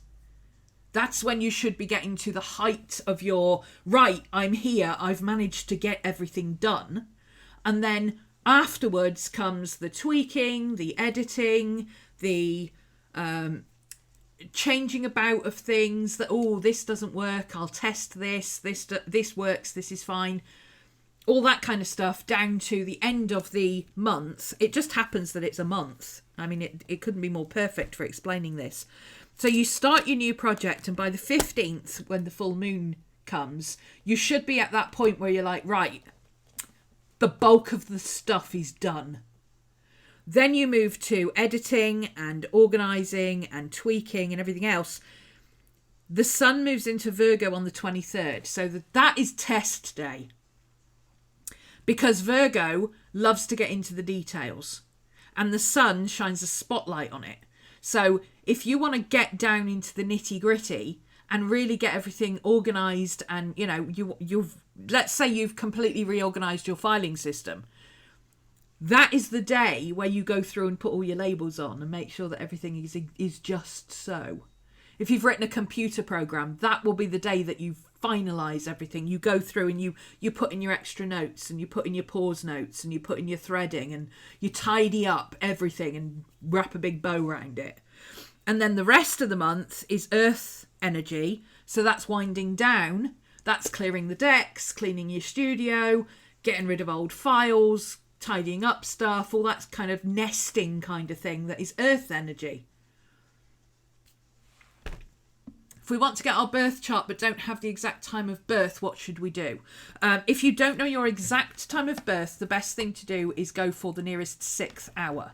So if you know you were born early in the morning and it was dark and it was January, then that tells you that you could have been born any time between midnight and 8 a.m, which is about when the sun rises in January. So guesstimate when that's going to be. Was it nearer midnight or was it early in the morning? If it was early in the morning, go for 6 a.m. If you were born late afternoon, then go for sort of 6 p.m-ish. If you know you were born during the day but you're not sure what time during the day, go for midday. So just go to the nearest 6th hour. If you have a more exact idea, you can do things like dowsing for it and stuff like that, or you can guesstimate it. So say you asked your mum and she said, well, I don't remember if it was like 3 o'clock in the morning, something like that. Split the difference and go for 2:30. The only thing that's going to affect it is the moon sign. And you'll know if your moon sign is wrong. Because as soon as you read your moon sign, you'll know it's wrong. You have a 15-minute window between 7 and 7:15. Yeah, go for 7:08. Because the chances of the moon moving signs in 15 minutes is pretty minimal. So just go for 7:08 and you'll have a pretty exact reading.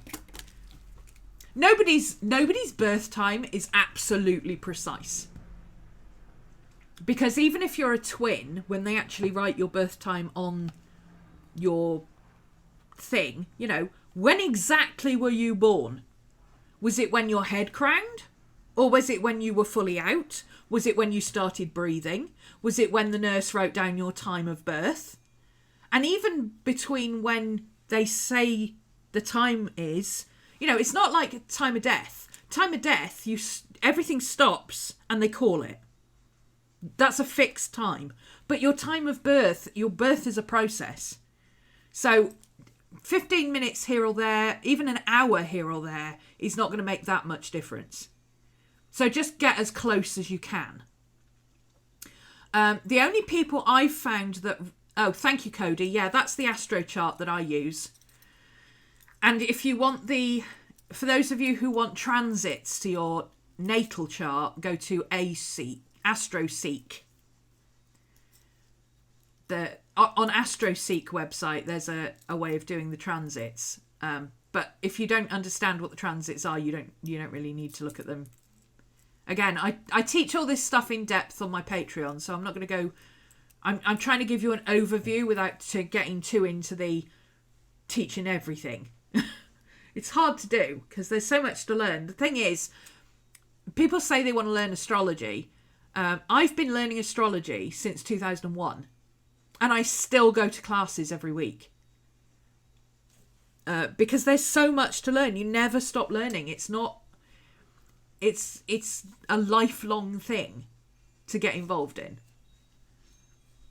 It's not like learning your times table, where you learn your 12 times table, that's your goal, that's it. Once you know your times table, that's it. You're done. That's not how it works. There's a lot to learn. Okay, so where was I? Got distracted by chat again, didn't I? Oh yeah, I go through and I mark in what's relevant to me. So what's relevant to me, obviously anything Jupiter is going to be relevant to me. And I'm not looking specifically at what they are. Excuse me. I'm just looking for patterns. Oh, hang on. Jupiter's direct in Sag there, so that's not a retrograde. See, this is why I use whiteout. So I can white that out later. So that's an important one for me as well. Jupiter going direct. Uranus, I don't have a lot of Uranus energy in my chart. I don't have a lot of Leo. I don't have a lot of Virgo. I don't have any Virgo, in fact. The Sun, the full moon in Aquarius. I was actually born on a full moon. Albeit the opposite to mine because I'm a January child. But full moons are always important, as are the dark moons, but less so. So they're not as important. Everything else is kind of... unless it's transiting something. Oh, Sun conjunct. I've got Sun conjunct Mercury in my chart in Aquarius. Now, Aquarius is opposite Leo. Okay? So Leo's over here. Aquarius is over here. My chart has Sun conjunct Mercury. And here we've got Sun conjunct Mercury in Leo, which is opposite. That's a transit. So it's opposing my natal. So that's an important one for me. I'll have to look that up. I'll have to look into that and see how that might affect what I do. Because it's going directly against my natural... It's going directly against my astrological nature to have Sun conjunct Mercury in Leo. It's the exact opposite of my chart. So obviously that's going to be a bit of a... Either it's going to be a bit of a tension, or it might mean that I need to not do what I plan to do that particular day, or it might be that I need to change how I do it and do it in a more Leo-like way rather than my usual Aquarian detached way. I don't know, but I'll need to look into it.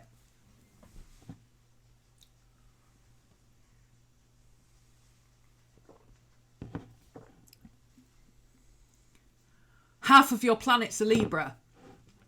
Oh, right. So half of you thinks you know the answer and the other half isn't so sure. I bet you're fun to plan with. Libras are always able to see both sides of the argument equally, which makes them incredibly frustrating for those of us who don't see two sides of a story.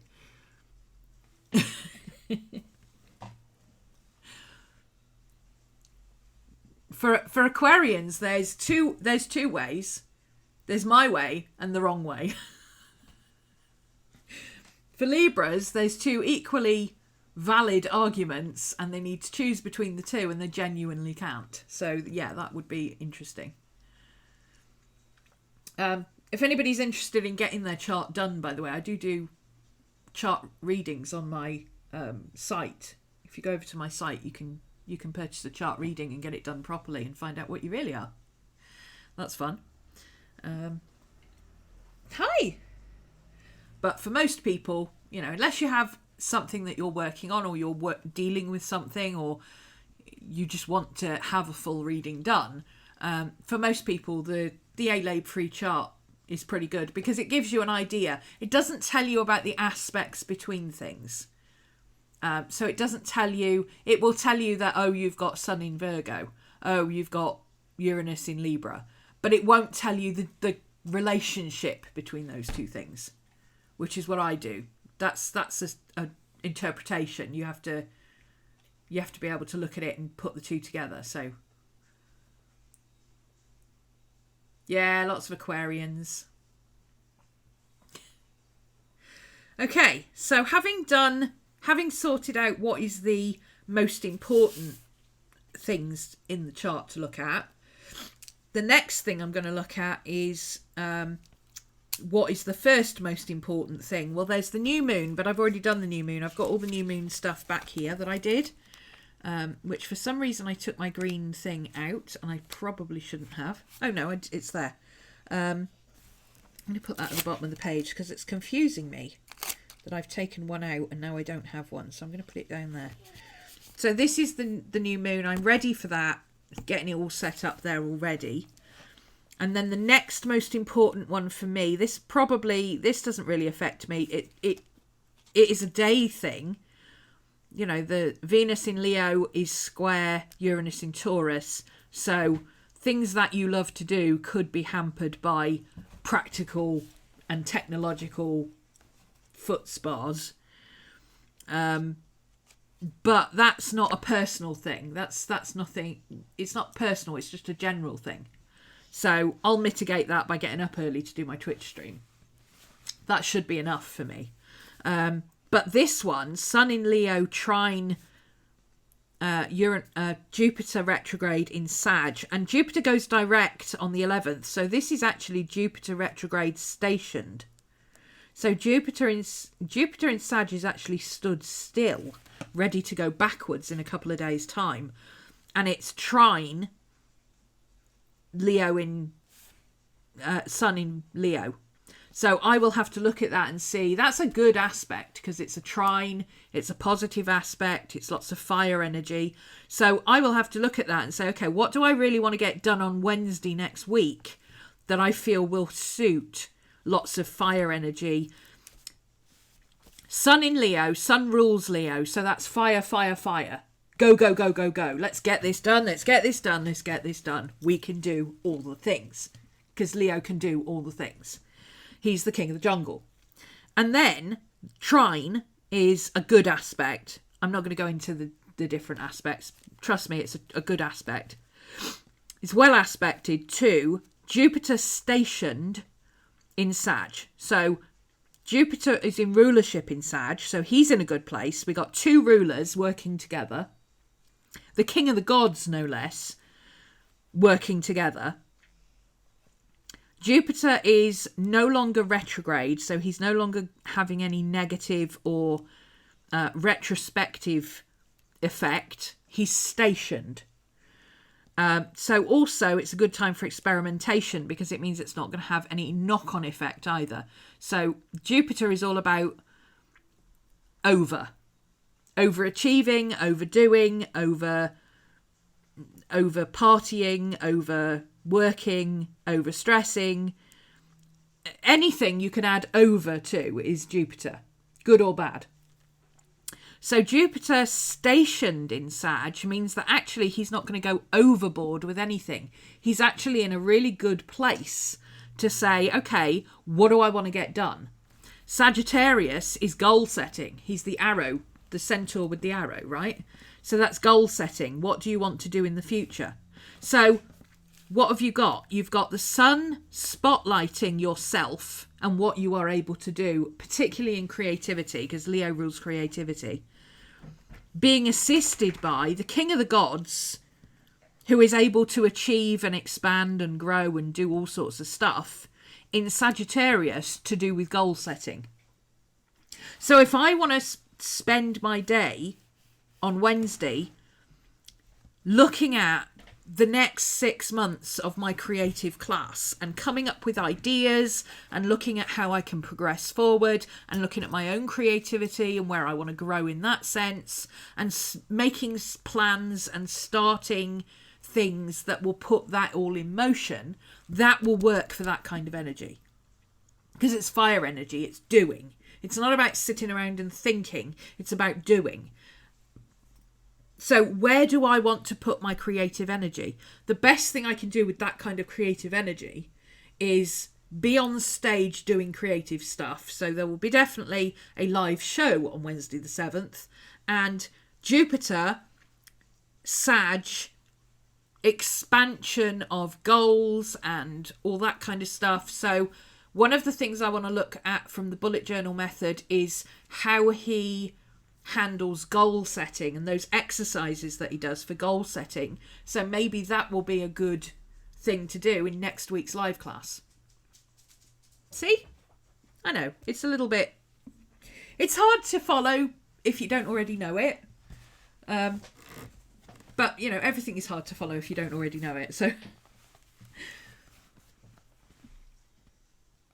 is the UK Astro site aligned for the USA? No, you'd have to convert it to your own time zone. If you want specifically US astrological times, then you're best using either using a US app or converting it to your astrological zone. So I think it says times in GMT. I don't think it says it even in British summertime. I think the times are listed in GMT. Oh, he doesn't even have times listed. He doesn't have specific times. Unless has he got the moon? New moon in Leo. Oh, no, he's right. What it's got about the new moon in Leo, because this is the monthly overview. And then you go to the 1st of August to find out about that new moon. And I suspect on that page there will be... Come on. I suspect on that page there will be a time somewhere.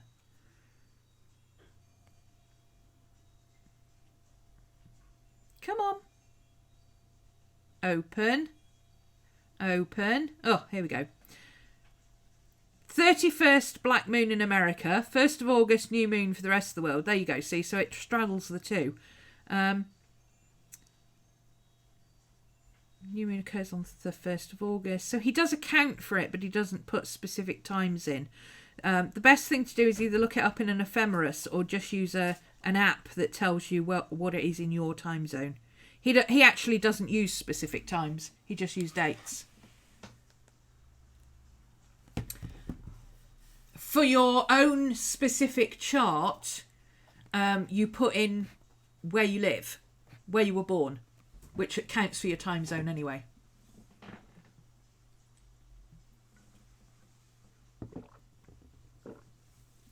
Hello, Aquariuses.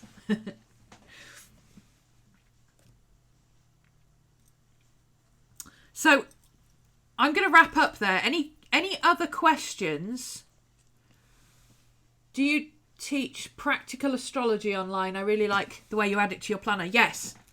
My students will get a copy of this and we'll go through it. This is... actually, they should have had this yesterday, but, you know, I needed to do it today. So they'll have it today. And then on Thursday, we'll go through it in more detail. And I usually do a tarot reading and stuff like that as well. If you're talking about having a chart done...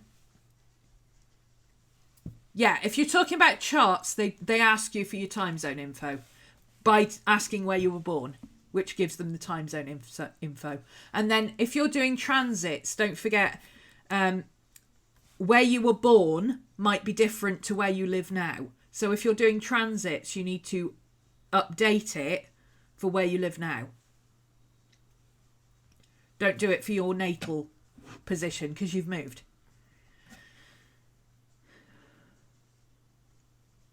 What's the name of the course? Is it on Patreon?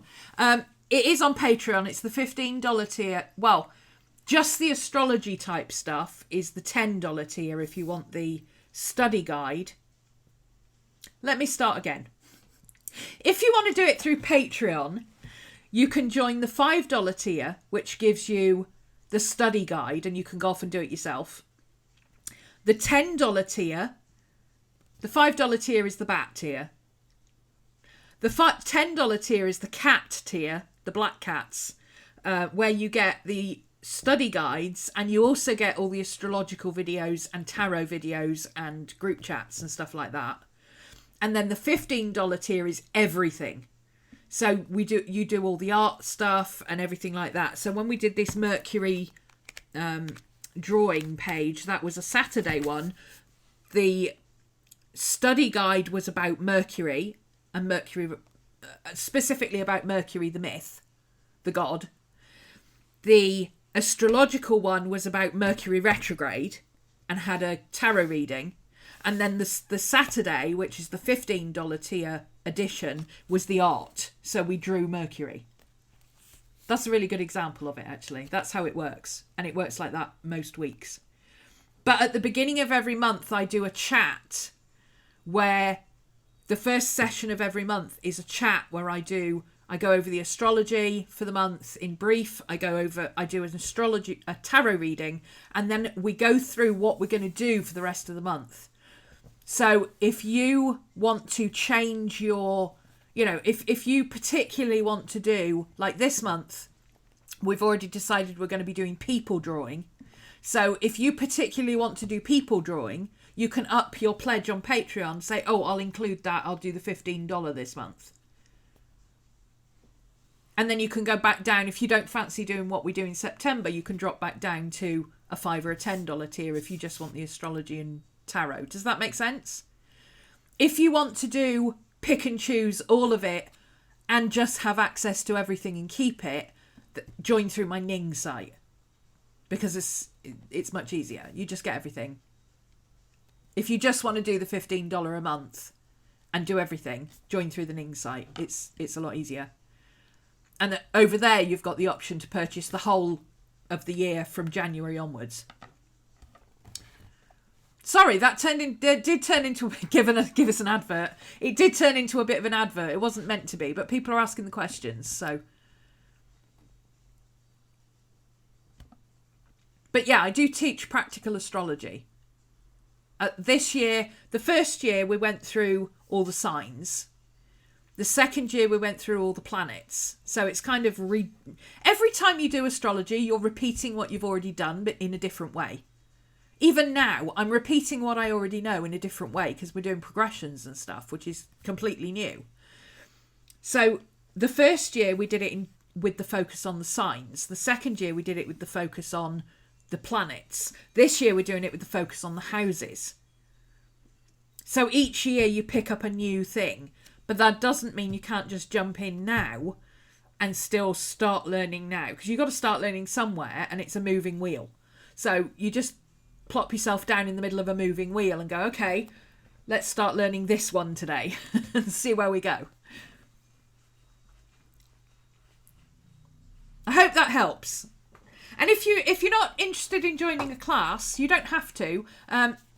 If you want ad-free versions, like this live thing, if you're one of those people who'll want to go back and watch it again, to go through it in more depth, over on Patreon, I do at the $1 tier, you get anything that I pre-record for YouTube, you get in advance, ad-free. And anything live that I do, I put on Patreon as well, after the fact, as soon as the video is available, ad-free. So you get it for $1 a month, you get all of my YouTube stuff ad-free.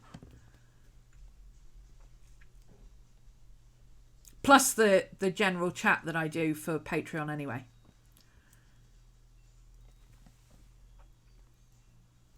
The way you were talking about it is great. I love tarot. Yeah, I teach intuitive. I mean, yes, there are certain things that you need to know. You need to know the planets, the elements, and all that kind of thing. You do need to know that. Just like in tarot, you need to know what the major arcana are. But I don't teach it by a book. I teach it intuitively. So you pull your cards, you have an idea, maybe you pull the Empress, you have an idea of what she represents. But fundamentally, you're looking at your card, looking at the picture itself. How does the picture relate to what you're going through right now? What is your immediate response to that picture? Which will be completely different to if you pick that card in 6 months' time. What is your response to it now, and how does it fit into the layout of what you've done? What information is it giving you, and how does it relate to the other cards on the table? That's how I teach. I don't teach tarot according to this card means this and that's it. I teach you to read the cards. I don't teach tarot. Would you consider a session in which you lay out how you've organised your online business and why you've made the choices you have? Organised. I don't really know how that would what that would mean. How I've organised my online business, I don't know. If you're talking in terms of how do you strategize, how do you market things, I don't. I do what I love. I follow my passion. I am in a very lucky position that I am able to do what I do and live off what I do, because I don't have a family to support. It's just me. I live in rented accommodation. I don't have a mortgage to worry about or anything like that. That's my choice. I live like an eternal student. So as long as I'm covering my bills every month and I can do things like look after the dogs and keep the car on the road, I'm good. I don't do this for financial gain in the way that most people have to have a job just to get through life. So I'm in the position where I can do whatever I fancy. So I haven't organised my online business. I don't have a business statement. I don't have marketing strategies or anything like that. I just do what I do. And I change it and grow it organically as I move forward, depending on how I feel like I should be moving. Originally, I started teaching art. And as I felt more comfortable with opening up to teaching, I don't call it teaching, but facilitating others in witchy stuff is what I do. I don't call it I teach witchcraft. I help others along the way. Whether they are the kind of person who is, oh yeah, I'm a strict Christian, but I dabble in crystals. Or, you know, I'm full on witch and I want to learn more about this stuff. Or I'm not anything. I don't believe in anything like that, but I quite want to learn. I'm quite interested in astrology and how it works, just out of pure curiosity. You know, that's how I teach. I don't teach witch classes. I don't teach it. The core of my business always has been and always will be this: book art. I am an art journaler. I am an artist. I am a journal keeper. I'm a record keeper. I do sketchbooks. I do witchy stuff, but the primary focus is not on the witchy stuff. The primary focus is on my book of shadows, if that makes sense. It's all about... I don't teach people about Mercury. I tell people, look, Mercury was a god. Here's the overview. Here's who he is, blah, blah, blah. This is how it's seen in astrology. This is what he corresponds to in terms of what is he about. He's an air sign. He's the messenger and blah, blah, blah, blah, blah. And then it's up to you to go off and find more about the bits that you're interested in. I'm just here as a guide. I just send you off in the right directions and tell you what books to read and stuff like that. I'm not here to teach you my views. I just show you how I learned. That's a good way of putting it. I show you how I learned this stuff, because the way I learned this stuff was simply by being curious and reading books and looking it up.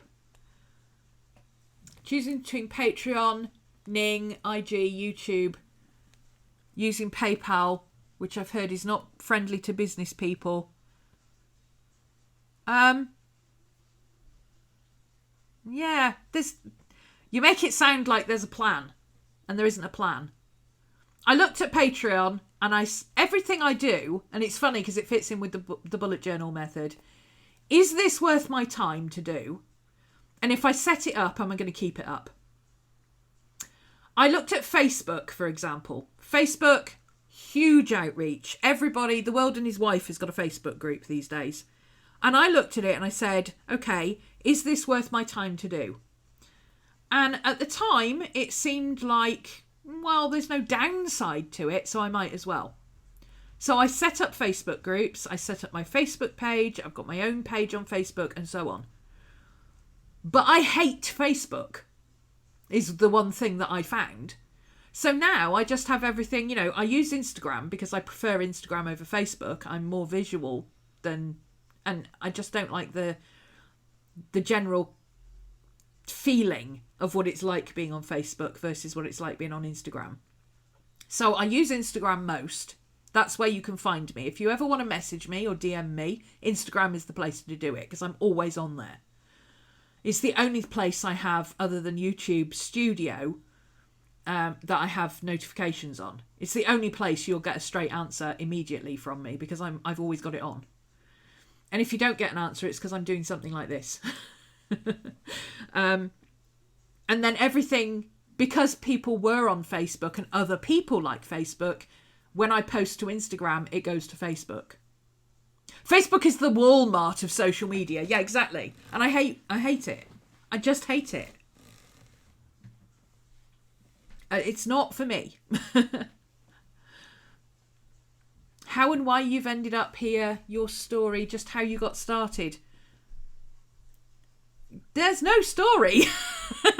This is what I mean. There is no story. When I started doing this 10 years ago, the only way of getting payments online was through PayPal. So I use PayPal. I've never had a problem with PayPal, so I still use PayPal. I've added Stripe, which I think is part of Amazon, if I remember correctly. Ning has the option to add Stripe, so I added Stripe. And then not everybody wants to use PayPal or Stripe or online payment type stuff. They'd rather pay straight off their card. So I added Patreon because that gives you the option to do that as well. So you're going through a legitimate company. You're not paying me, you're paying Patreon. So if you have an issue with your payment, then you can go straight to Patreon. You don't have to deal with a middleman like you would with PayPal or Ning or whatever. Yeah, I think you need to ask what it is you need to know. What it is you want to know. Because there is no story. I was made redundant and I thought, sod it. This is the 4th time I've been made redundant. I'm not doing this anymore. I'm just going to set up my own business and do what I want to do. And my redundancy payment was big enough to pay off all my debts. So I started with a clean slate and that was it. There's no big story there. I just, I got fed up of being made redundant and doing stuff for other people when what I really want to do is sit and paint all day.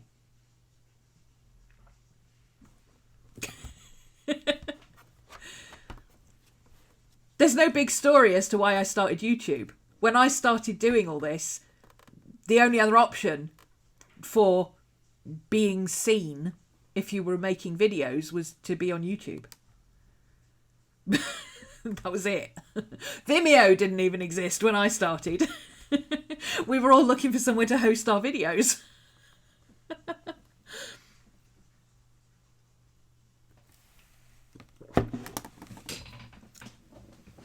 I suppose to some people that probably just sounds like I'm being evasive and difficult, but I'm really not. There is no story. I do what seems like a good idea at the time. And if it doesn't work, it doesn't work. And if I don't keep it up, then it's not for me. And if I look at it and I think, I'm too lazy for that, then I won't do it. It really is that simple. There's no big plan. I just wanted to teach book arts. This is what I wanted to do. And then Well, there isn't any and then. I do what I do. And when I come up with another idea, I'll go, I wonder how that would work. And I'll play about with it and I'll see if it works. But a lot of what I do is driven by my students and patrons. You know, I don't just change what I'm going to do. I don't just plan ahead. Oh, that next year's class, I'm going to do this. I sit down with my people in my class and say, okay, what do you want to do? Where do you want to focus? When I started doing witchy stuff, I said, do you want to do a bit of everything here and there with no real plan? Or would you prefer it if we concentrated on the stuff that I know I can teach in bulk, like astrology and tarot, and then we'll add in other bits kind of along the way? And they all said, yes, astrology and tarot, absolutely. So we started with a bit of tarot, then we started astrology, and then I started throwing in other bits.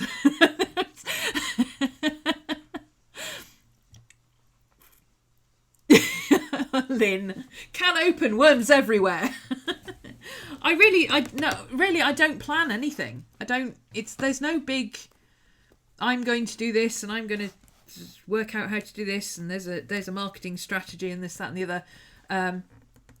Most of that actually is handled by KK, by my admin. I said to her, I want to do some, I want to reach out to some companies, preferably in the UK, to see if I can get some small items to do reviews for them. Because I'm looking for good quality, cheap art materials for my students. I'm always on the lookout for that. I'm happy to work with companies. I don't take sponsorships or payments, but if they want to send me something to review, I will put it through its paces and review it honestly and do a video for it. So I told KK that's what I wanted to do, and she went off and found a couple of companies that will do that.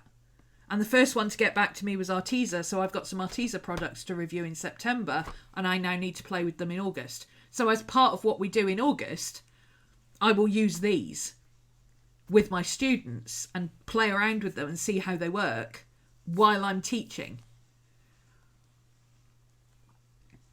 There's no plan.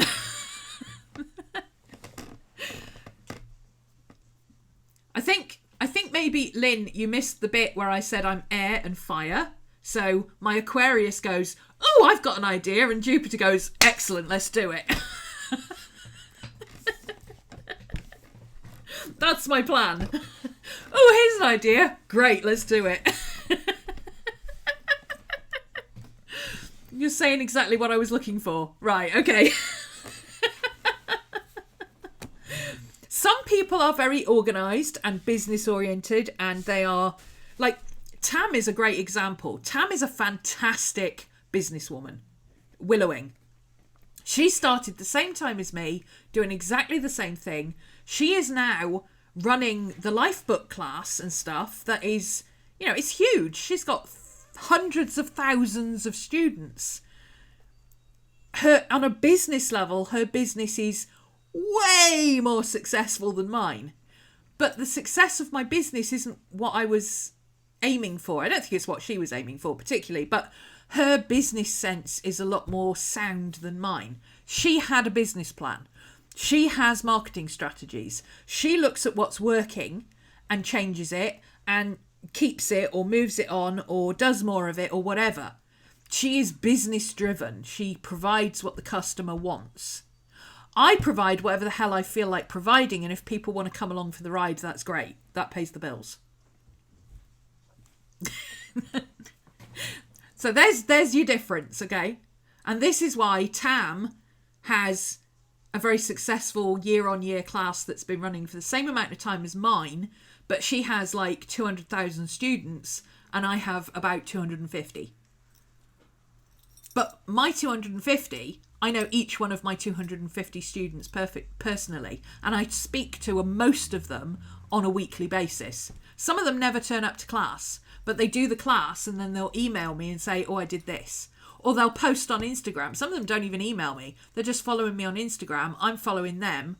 And they post what they're doing in class and they just tag me in it. And there you go. I've seen what they've done in class. Awesome. And I get to comment on it and say, great, you're doing good. This is good. I like this, whatever. And the ones who turn up to class are the ones who get the critiques, because usually they're the ones who are doing it alongside me. And I say, oh, this bit of your... Like, when we did the Mercury, Cody was following along. She was only kind of following along half and half, because she doesn't really do the art bit. But the way she'd drawn her person, he looked too effeminate. So I showed her very quickly how to change it so that he looked a bit more like a muscular man, like the Greek god type muscular man, as opposed to a very female kind of shape that she had. Couple of lines later, and she'd sorted it out. So that's how I do my critiques. It's helping you along to do what you're doing. I'll have to hire you to do my chart so I know how to communicate. Yeah. Well, I think it's just that I don't think it's just that you don't know how to communicate. You don't know what to ask to get the answer you want, and I don't really understand what you're asking.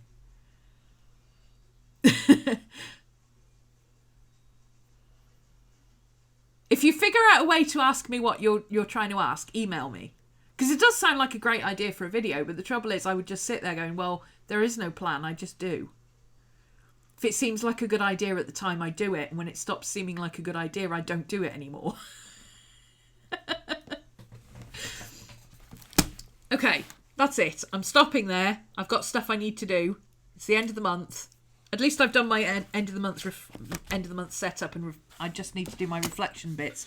But I do have stuff I need to do ready for tomorrow. So I'm going to stop there. Thanks for joining me.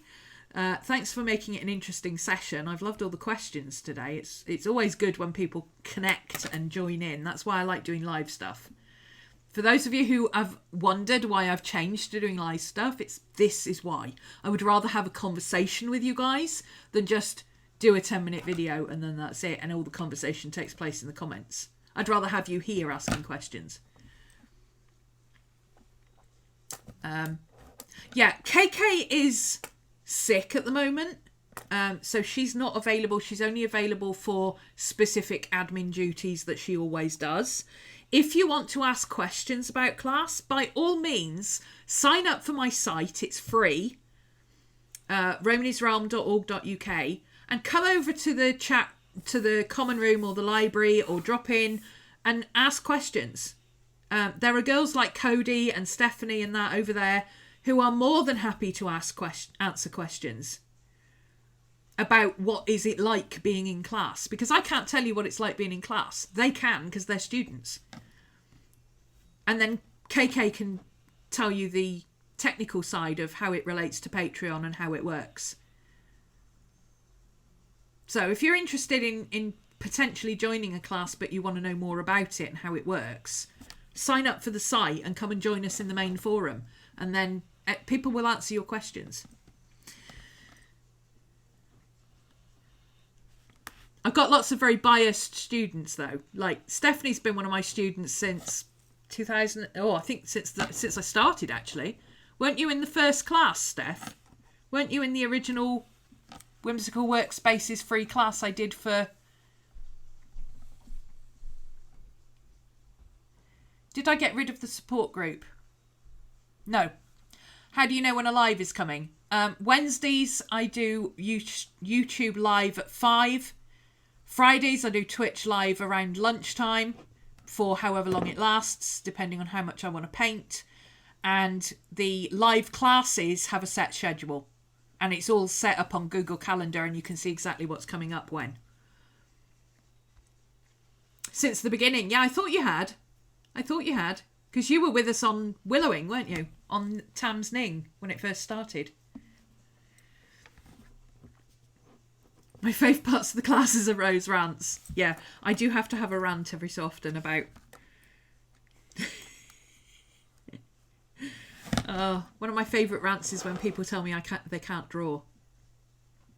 Yeah, tell me you can't draw and see how long it takes me to wind down from that one.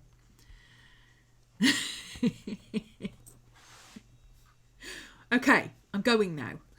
Go away. I've got to figure out how to stop this thing, because I don't know how I stop it. Whether I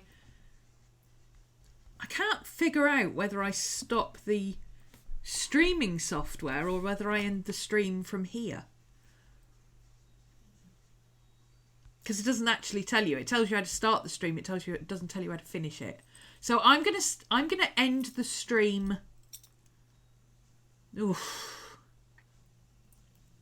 I'm gonna end the stream on YouTube. I'm doing this for my own benefit. I'm gonna end the stream on YouTube first, and then on OBS to see if it keeps going or not.